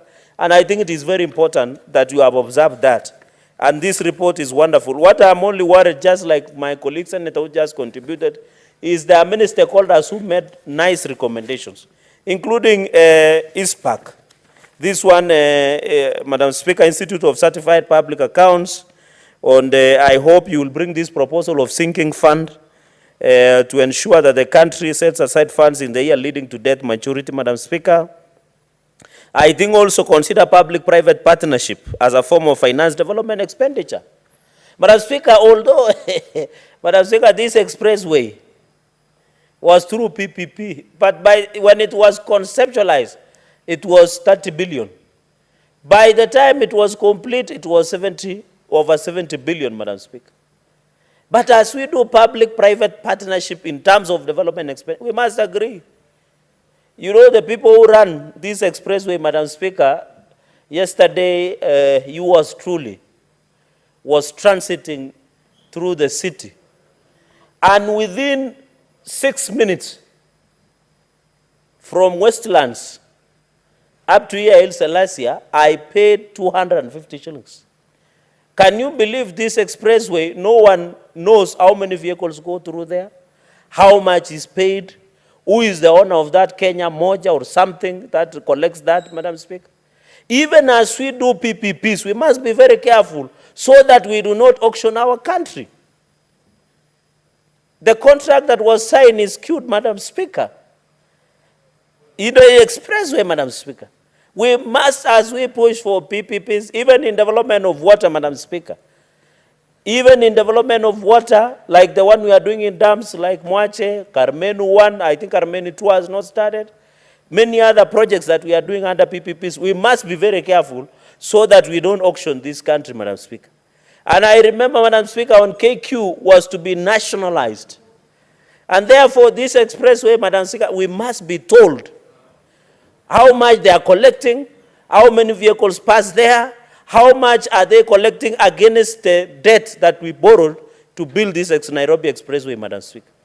So that they don't demand for a pound of flesh, Madam Speaker, as William Shakespeare in The Merchant of Venice, Madam Speaker. Wambua, what's your point of order? I thank you, Mr. Speaker. Mr. Speaker, I've been trying to catch the eye of the Speaker. I've heard Senator Cherargei repeatedly making reference to a country being auctioned. And the same sentence, he's talking about the expressway. The Speaker, a few minutes ago, he was speaking on behalf of the executive. And when he says then the country is being auctioned, we are likely to believe him, Mr. Speaker. Can he clarify that as he speaks and pretends to speak for the executive, actually the executive has auctioned this country through the expressway? Senator Wambua, what then is your point of order? Because that is not a point of order. I overrule. The Speaker, some of us are old members in this House. If you want us to just make reference to points of order, then I will refer you to 105, a statement of fact. But let's not kill debate by always pushing members to make reference to points of orders. But he has made, Mr. Speaker, the member for Nandi has made a very serious statement on our country being auctioned through the expressway project? Intervention taken, Senator. Thank you. Senator Cherargei, could you substantiate that? Yes, Mr. Speaker, sir, I know the change on the seat. Mr. Speaker, sir, I say maybe because of PPP's agreement. And I use expressway, and Senator Wambua has been with me the longest in his house, as we wish him as he transit to be Gitui governor. What I wanted to know is that the contents, and Madam Speaker, Mr. Speaker, Senator Enoch Wambua knows that the conceptualization of the current expressway was not the Kenya Kwanza government. He was in that handshake government in the previous year with his brother, Senator, not His Excellency, Stephen Kalonzo Musyoka, and the rest of Azimio. Of course, in politics, brother in politics, Mr. Speaker, sir. So what I'm just saying is maybe auction. And that is why even as we push for Aror, Kimwarer, Itare, Mwache, Carmenu, and other major projects, even including Cape and Dam, to go through PPP agreements. My argument, Mr. Speaker, sir, is that as we do PPPs, we must be very careful so that we don't end up auctioning the country. That is what I say, so that we don't, Mr. Speaker. And I was giving an example because how many of us here know what Kenya Moja, which runs expressway, collect? How many vehicles? They have increased the prices. The other day I saw the CS saying they should increase. I have told you, within 6 minutes, I had paid 250 shillings. What will happen to ordinary Kenyans that can use that expressway? Are we trying to define, Mr. Speaker, sir, Kenyans into class? And that is my argument. And therefore, we must be very careful, Mr. Speaker, because there is a book called The Merchant of Venice. William Shakespeare says that they can come for your pound of flesh if you do not pay. And I'm happy the country has been able to service its public debt, both in domestic and externally. Because if we had not serviced, Mr. Speaker, sir, as the Merchant of Venice in William Shakespeare says, they will come for our pound of flesh. And we are not interested, because if they come we will go the Sri Lanka way. I know last week, Mr. Speaker, sir, some of the members were on their way to Shanghai, Madam Speaker, of what happened. But I don't want to refer, Madam Speaker. Mr. Speaker, sorry. Mr. Speaker, sir. No, Mr. Speaker, you need to protect me from the laughter of Senator Ledama. You know, this weekend, Senator Ledama, on a light note, has been a very good gentleman. I've seen him twice with His Excellency the President, and I know all is well, especially in Narok, because nowadays they are neighbors, and I know he's the Senator of the President when he's in that region. So it is important that they work with the electorate that vote in that region, Mr. Speaker, sir. Mr. Speaker, sir, finally, I want to conclude on the issue of KQ. I'm very disappointed, so that my colleagues can contribute. You know, somebody who is paying the debt of KQ in Canton Zweni has never boarded a plane. Somebody somewhere in Kajiado,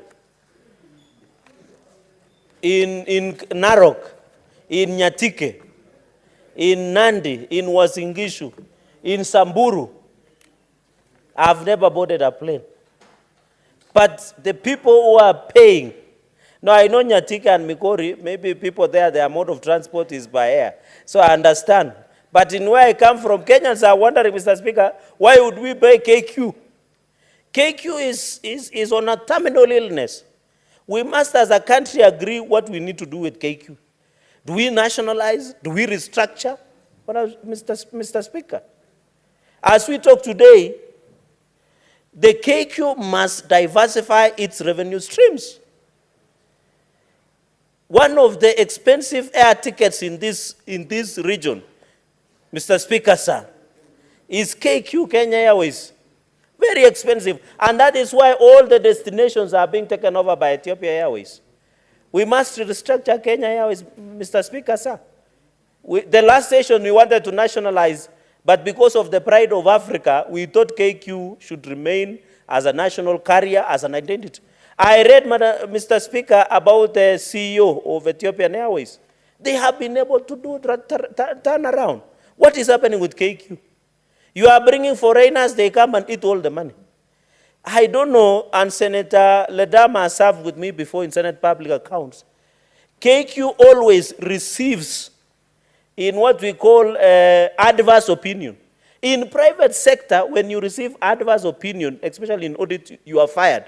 In this country, you are rewarded. And that is what is happening with KQ. Do you know who owns KQ? We have HR problems. The pilots are being frustrated.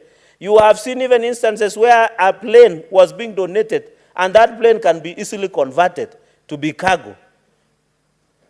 We must be careful so that we don't use a lot of resources to try and flog a dead horse or a dead donkey. I don't know to say a dead cow, because most of us take care of cows and we equate our respect to cows.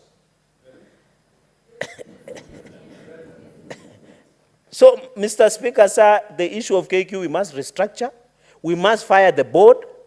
We must work better with the pilots through the CALPA. Mr. Speaker, sir, we must improve and diversify revenue streams. We must offer competitive prices.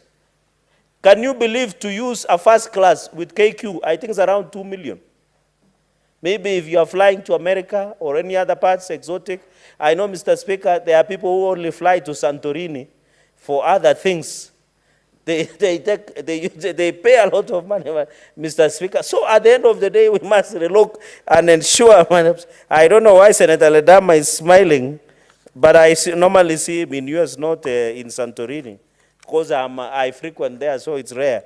So we must relook, Mr. Speaker, sir. I don't want to say much beyond that, but KQ must be restructured. It must be, if we cannot sustain, Mr. Speaker, there is no need of giving 80 billion to KQ while you and myself, our farmers, cannot access adequate fertilizer.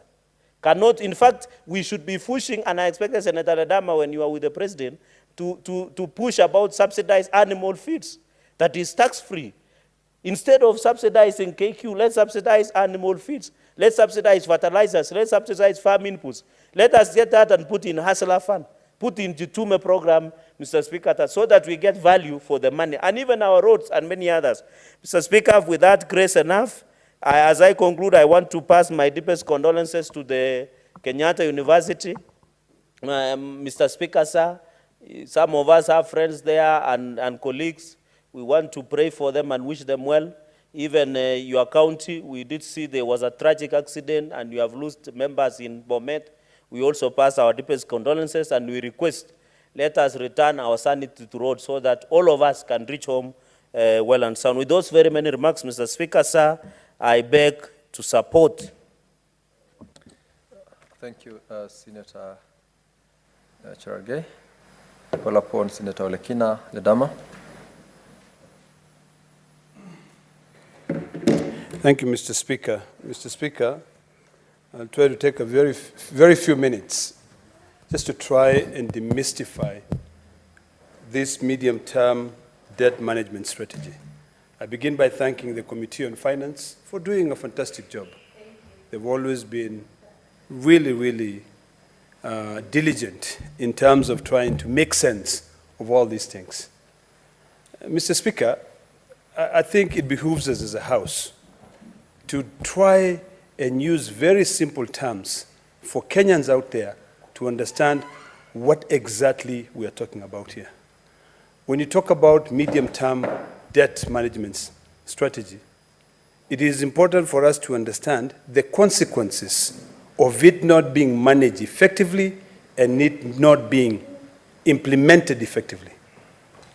Mr. Speaker, the committee, and I thank Senator Faki for moving this report, highlighted on some of the management strategies that Treasury is putting in place to be able to manage the debt of this country.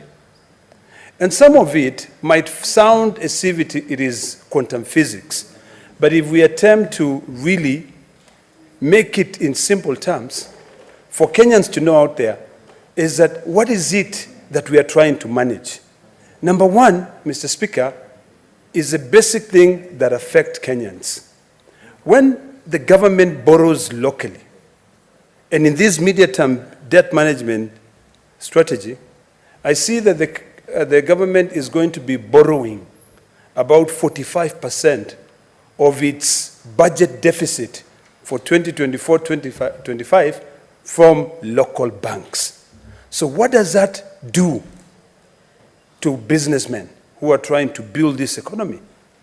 It makes it very expensive for them to borrow, because financial institutions feel safer lending to the government through bonds. So the first question you must ask, and Kenyans must understand this, is that there are laws that we pass here that allow us to monitor, and this is where I want to concentrate my submissions on, to monitor this borrowing. Treasury is required by law to submit reports constantly to both the National Assembly and the Senate on their borrowing. When they borrow, how does it affect liquidity in the market? Currently, Mr. Speaker, the basic interest rate, the base interest rate given by central bank is 13%. Being 13%, banks are allowed, by the laws that we make here, to increase their lending rates by 4%. So based on your credit, you will begin by negotiating. Maybe if you get anything below, you'll probably get maybe 16.9%. But is that the reality as we speak currently, Mr. Speaker? No. There are financial institutions locally that just because the government is borrowing locally, 45% of its deficit, they hike the interest rates. Currently, local farmers, businessmen are borrowing money at rates of about 20% and above.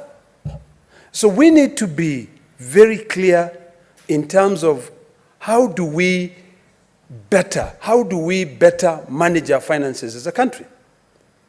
The first thing that we need to ask is, what is the deficit? And I see the Finance Committee has indicated the deficit to be about 739 billion. 739 billion Kenya shillings. And they have said that the government will borrow, Mr. Speaker, 55% of these internationally, 45% of these locally. So if we have this deficit, for us to be prudent in terms of our management of our debt as a country, because if you set up, we changed. I remember in the last parliament, we were here. Some members who are current cabinet secretaries, like my friend Morcomen, was completely against the increasing of the debt ceiling. But now, cleverly, you change from a particular figure to a percentage of GDP. Let us be very sober here in terms of the discussion. Is the GDP set, or is it a moving target? So whenever you say, and I've looked at this report, it says that by June, it was about June 2023, it was about 70.8% of the GDP. And the figure, the nominal amount was 10.278 trillion. On this, 5.4 trillion was an external debt. 4.832 trillion was domestic debt. Then they move quickly and they say, hey, let's clap for ourselves. Bam, bam, bam, bam. That in February of 2024, it is now 67.2%. Arguing that we have reduced from 70 to 67. And then the nominal amount has gone up to 11.2. But what they forgot to say here is that GDP is a moving target. It is very difficult. You know, you cannot come in and tell us that, oh, if we add it as a figure, and that's why I was completely against changing of the GDP from a figure, you know, the debt from a figure to a percentage of the GDP. Mr. Speaker, understanding finance is the beginning of building a nation. But I tend to believe that sometimes we speak from both sides of our mouth. Because you say you want to help, yet at the same time, you are increasing on expenditures. Mr. Speaker, today, if you ask me, what is the budget of State House? The budget of State House, I dare say, is 50% of our budget deficit. It's about 364 billion shillings. If we really care about this country and we want to move this country far, and we want to come up with a proper medium-term management strategy that allows us to monitor our credit rating worldwide so that it is not affected, that's number one, Mr. Speaker. Second, so that we can lower down the interest rate. Third, so that we can make it affordable for credit and credit available domestically. What is the first thing we need to do? The first thing we need to do is to completely lower the cost of our day-to-day running of the house in the hill. I would be happy if the president says, today, we are reducing on this budget. I heard him in Narok saying that he's going to cut on those spending, on all those parastatals. It is good. Let's do away with them that are obsolete. Let's not fund them.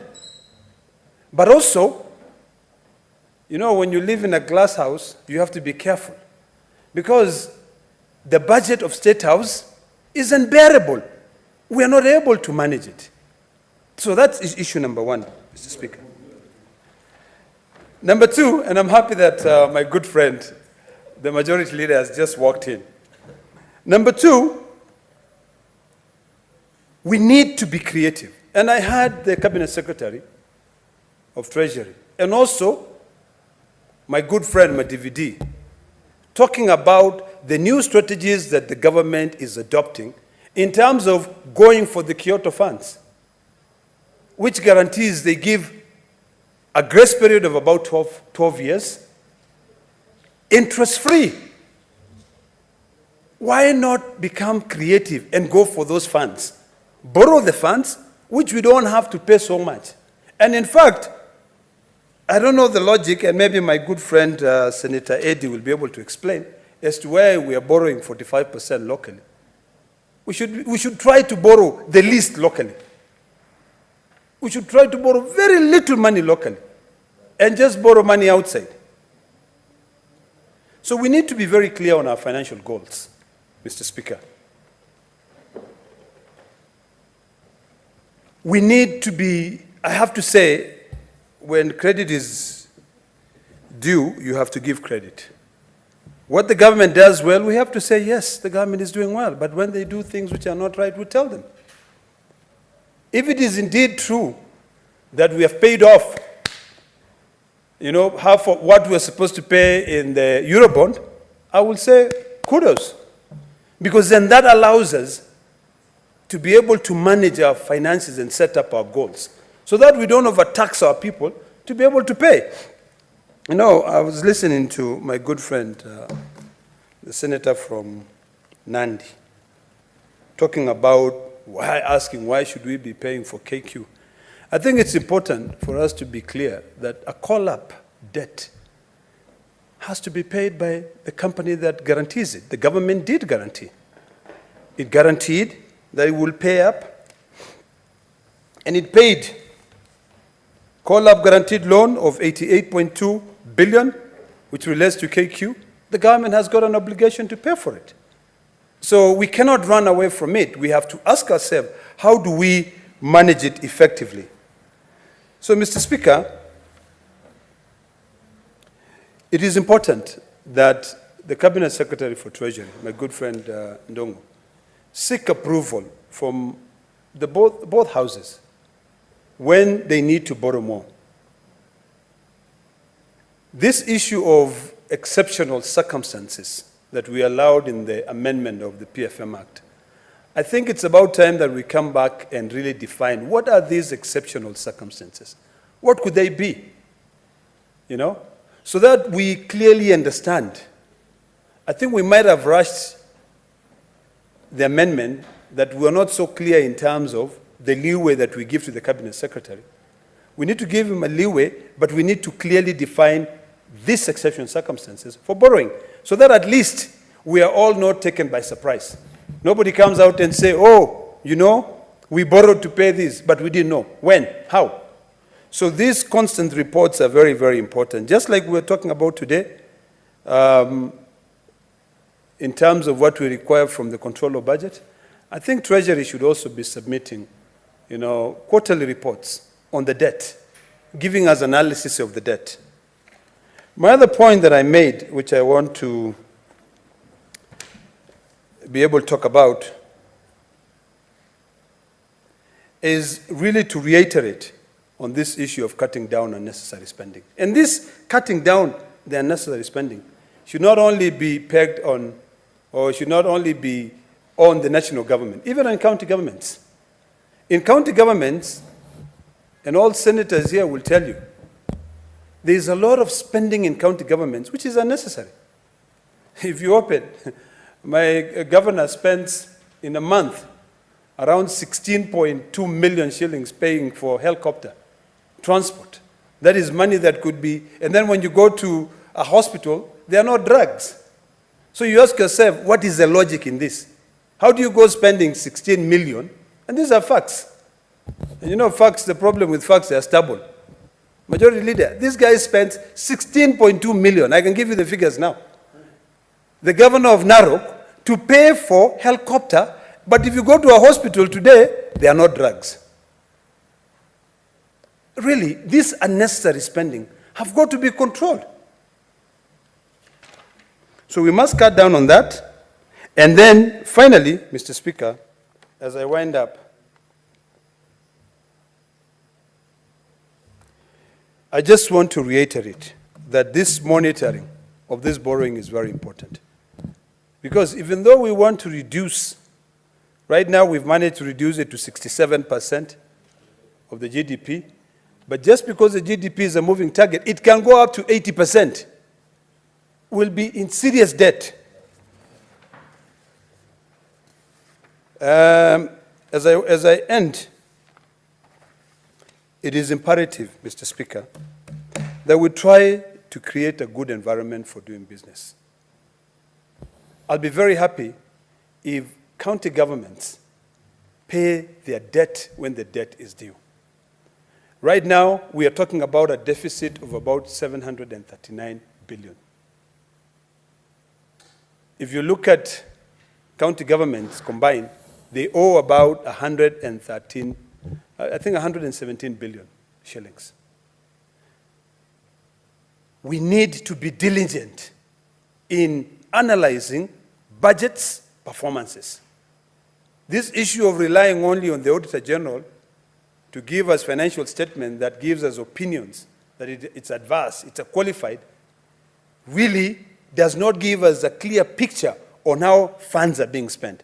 How do you explain, Mr. Speaker, how a county like Nairobi can have pending bills amounting to 103 billion shillings in 10 years of devolution? How do you explain a county like Narok owing about 1.5 billion shillings, yet it's a county that is one of the leading in terms of on-source revenue? So we really need to change, and as we are bringing amendments to the PFM Act, the majority leader through the chair, we now need to look at how we can be able to put punitive measures to ensure that we control this issue of pending bills in the county governments. Otherwise, with all those few remarks, I support and I hope that we can really monitor effectively our medium-term management debts, of the debt of this country. Senator Orwoba Gloria.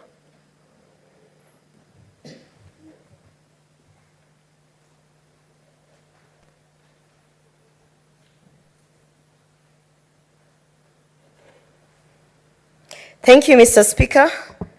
I want to support this report on the medium-term debt management strategy that has been prepared by the Finance Committee.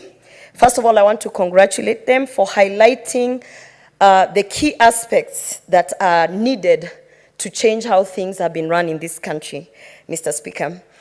It is very unfortunate that we have our members of the opposition wanting to do the same things over and over and expecting to have different results, Mr. Speaker.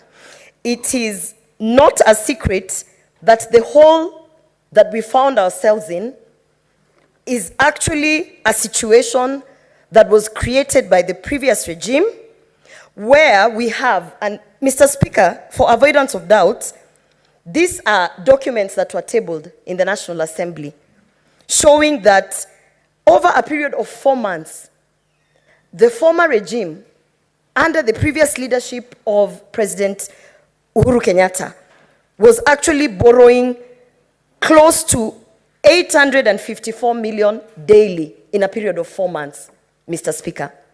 That money cannot be accounted for, but what we know that as a government, that as a country, we are in debt and we have to get ourselves out of this situation.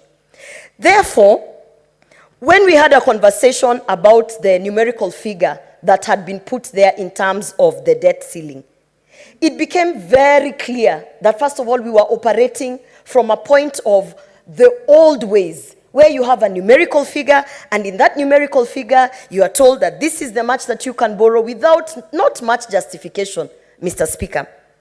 And when we had this conversation on why we are moving from a numerical debt figure into a debt anchor, which was a percentage of the GDP, Mr. Speaker, it is because as a country, we are also alive to the fact that our intention is to move the economy to a place where we are producers, to a place where we are actually getting to a situation where we are going to break even and we might not even require to borrow as heavily as possible.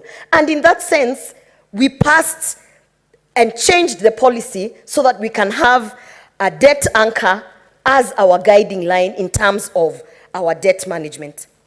Mr. Speaker, the idea of having a medium-term debt management strategy is not that we stop borrowing completely. It's so that we can ensure that we find a way to ensure that our public debt remains sustainable, Mr. Speaker.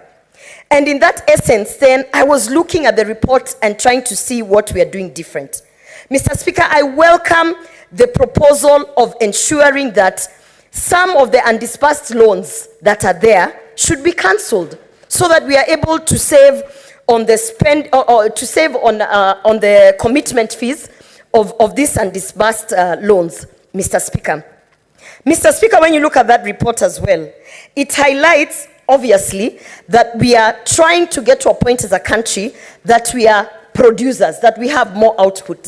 Mr. Speaker, the opposite of what has been happening is that we have been borrowing to subsidize output. We have been borrowing to finance big elephant infrastructural projects that have very little impact on our day-to-day economic affairs.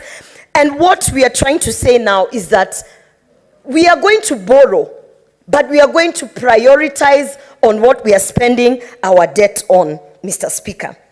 And in essence, then, it is an issue of how do we get ourselves out of that hole? Number one, we have to reduce the borrowing.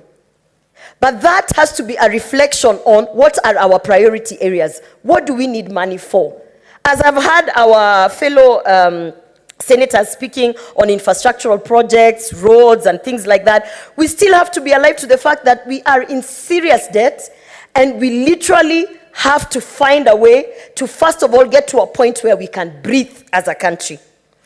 Mr. Speaker, as I was listening to Senator Ledama speaking of all these projects that should not happen and all these ideas of how we are spending our money, Mr. Speaker, I was wondering whether, with that spirit of his submissions, he would support the privatization of some of the state agencies that are performing very, very poorly, Mr. Speaker. You look at state agencies, for instance, such as Postbank, Mr. Speaker. Postbank is an asset that is sitting there, that is accumulating a lot of expenditure that is unnecessary, that is not bringing in the revenue that it's supposed to bring.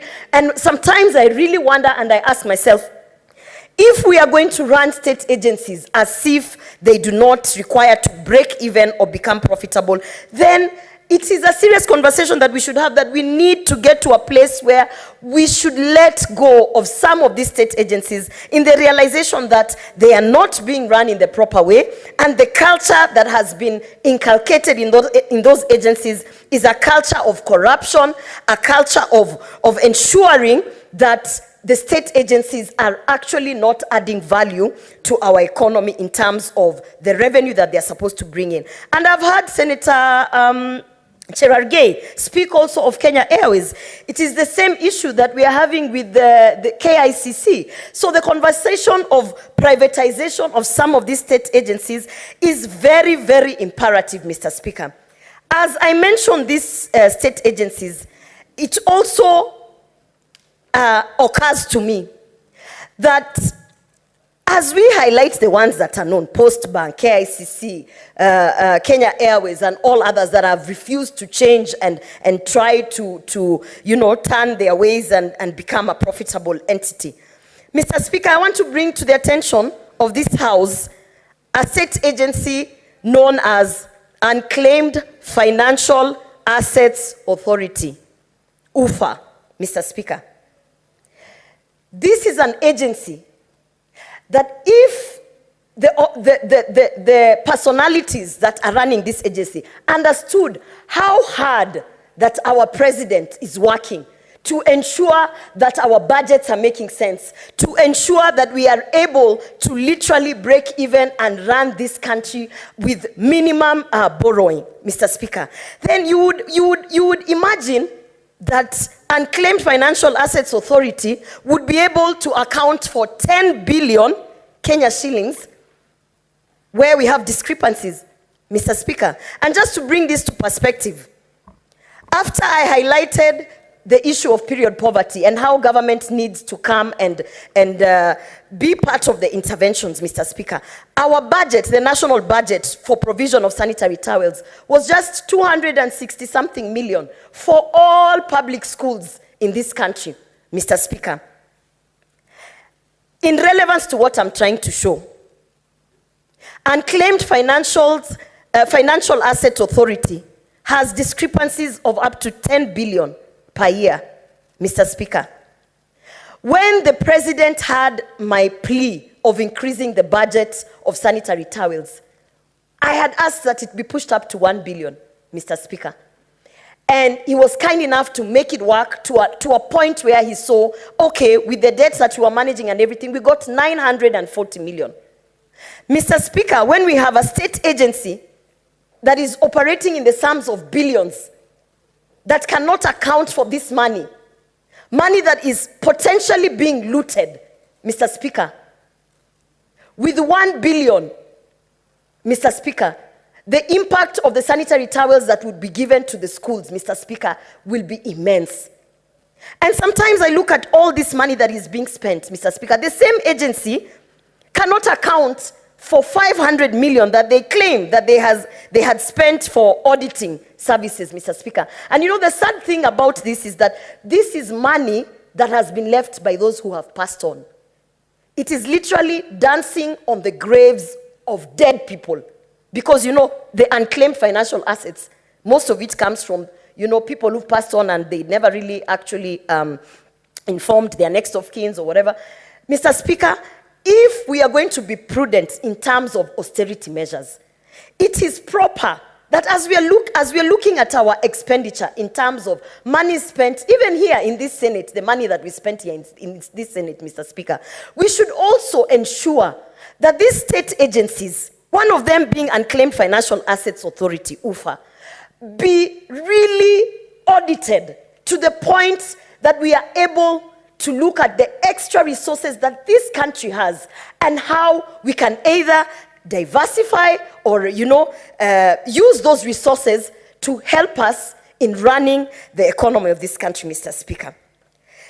Mr. Speaker, I want to finalize by saying, while the previous regimes were focusing on putting in money on huge infrastructural projects, on outputs such as the time when we were subsidizing unga. You remember there was a time that we were being told, we'll subsidize unga and then it will come down to this price. And billions of Kenya shillings were spent to hoodwink Kenyans, lying to them because we were closer to an election, that money was going to be used from the government coffers to ensure that they subsidize the price of unga. Mr. Speaker, till today,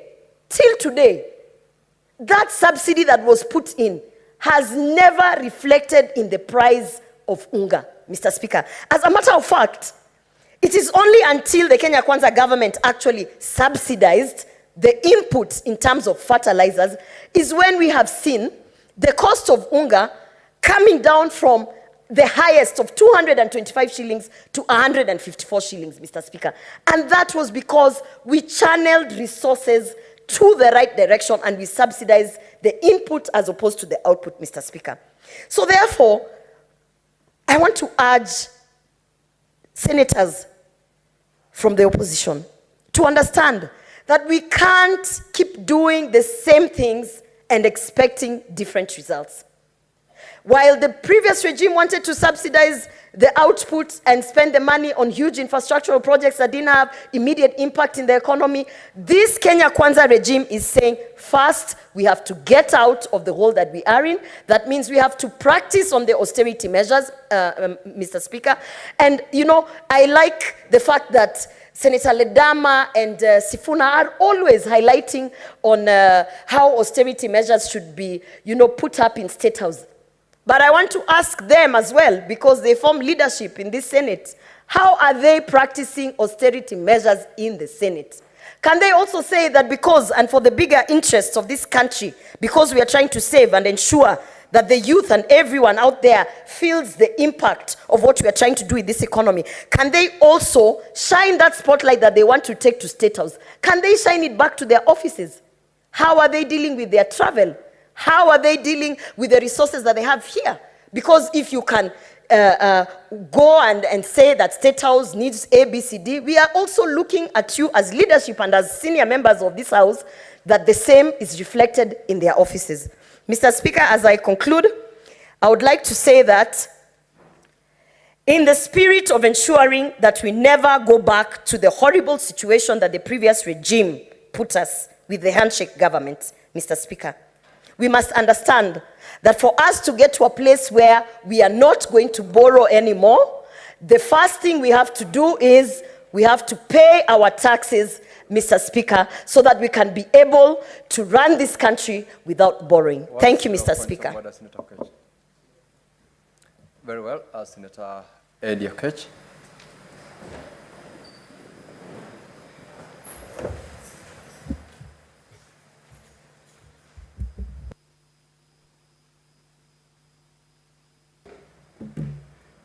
Mr. Speaker, I know you had asked me what was my point of order when Senator Gloria was just about to conclude. And sometimes I wish you had the courage of just giving us this chance, because, Mr. Speaker, sometimes there are pronouncements that are made in this House that do disrespect your chair. I think, Mr. Speaker, you have ruled in that chair a number of times that in this House there is no any term called the handshake government. And Mr. Speaker, it's very, very critical that I encourage some members of this House that we are in a point where the country is trying to move forward. And you have seen the spirit of bipartisan nature in a number of instances, including the exercise that we did last week in exercising our right and our responsibility as a House on the case for Kisii. You saw amazing bipartisanism when this House was rising above any kind of party positions to be able to speak to the nation on some issues. So I want to encourage my sister Senator Gloria, through you, of course, Chair, because now I miss the point of order, that these statements that tend to polarize the House sometimes are very unnecessary, and especially when you look at what we are discussing now, which is the issue of managing our debt as a country. It's a very important issue that I wanted to chime in, and I want to say that, Mr. Speaker, I would have wished that I spoke almost last on this matter, given that I sit in that committee that drafted this report with the diligence that it deserves and with the keenness that it deserves, because I've seen a number of concerns being raised in the House, some from my side of the House. I heard Senator Sifuna talking about the issue of including the voices of people like ISPAC on the conversation that pertain to this debt management strategy, as well as other senators from the other side, including Senator Cherargei, who did bring the same. And I want to say that as a committee, we did a lot of work in terms of trying to consider a number of these ideas. But Mr. Speaker, I think that we find ourselves as a country in a place that is extremely important, a place whereby we really need to rethink every single time, almost every single month actually, on how we manage our debt. And Mr. Speaker, when you're faced with accumulation of debt to the level that we see our country being faced with that accumulation, Mr. Speaker, the most obvious strategy is always physical consolidation. The idea that you must contract your physical space. You know, and there are a number of strategies that the committee really pondered about in response to the National Treasury. And of course, the proposal of the National Treasury is always a hybrid one.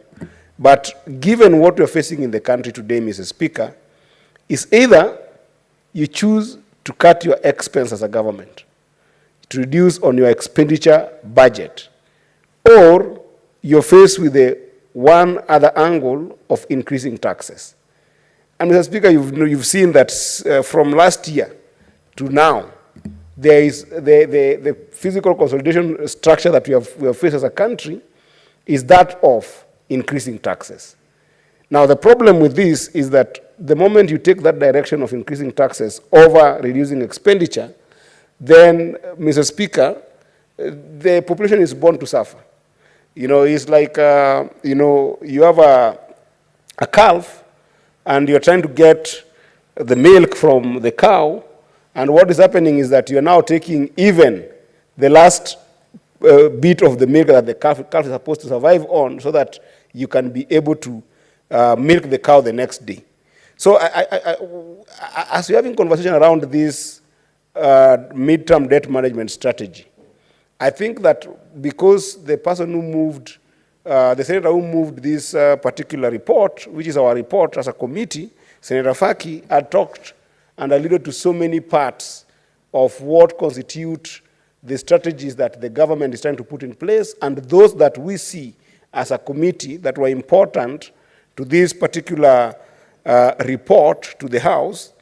I think my conscience will not rest if I don't prick the conscience of the senators to be able to start thinking about what are other ways of ensuring that there is proper physical consolidation in this country.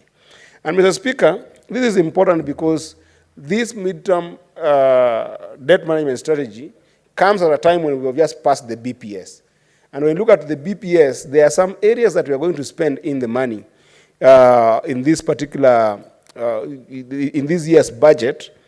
And those areas are areas that I think that, you know, we could actually rethink what we want to spend in those areas. I know Senator Ledama did allude to this, but I wanted to give it a perspective. That, for instance, if you talk about the budget that we're going to have in the State House of 352 billion, by that it's not 364, it's 352 billion, that is what passed in the BPS. So I wanted just to inform my brother, Senator Ledama, that it was 352 billion. You know, this almost averages an expenditure of between 800 to 1 billion, 800 million to 1 billion a day in one single faction. Mr. Speaker, that kind of spending is so huge that those are areas that we can easily be able to, you know, contract our budget in terms of our physical deficit. And our physical deficit, despite the fact that it's injuring the country, Mr. Speaker, is actually manageable. That's why we use the word sustainable debt management. Because if you think about it, there have been pronouncements from the executive, both in the previous government and in this government, that said that in this country we are losing 2 billion every day on corruption. Mr. Speaker, if you do the math, That means that in the whole year, we are losing exactly the money that we want to go out there and borrow, 700 billion. And where are we losing money as a country? Mr. Speaker, we are losing that money in areas of procurement by government, where you find that in procurement offices, Mr. Speaker, things are constantly inflated. And this one you see the procurement officers in government, and you see them in national government as well as in county government. And because of that, Mr. Speaker, we end up losing so much money as a country to the extent that if we were to be able to deal with the menace of corruption in this country, Mr. Speaker, I've seen in some counties, Mr. Speaker, a simple budget as a budget of domestic travel and subsistence, and sometimes hospitality, skyrocketing to numbers that are unimaginable. And if you look at that kind of wastage of resources, Mr. Speaker, if there was a way of being able to control that, then you can be able to ensure there's a physical consolidation. Senator Eddy. It's now, honorable members, it's now 6:30 p.m., time to adjourn the Senate. The Senate therefore stands adjourned until tomorrow, Wednesday, 20th of March 2024 at 9:30 a.m. Senator Eddy, when we resume tomorrow, you will still have got 12 minutes of your time to contribute to the motion.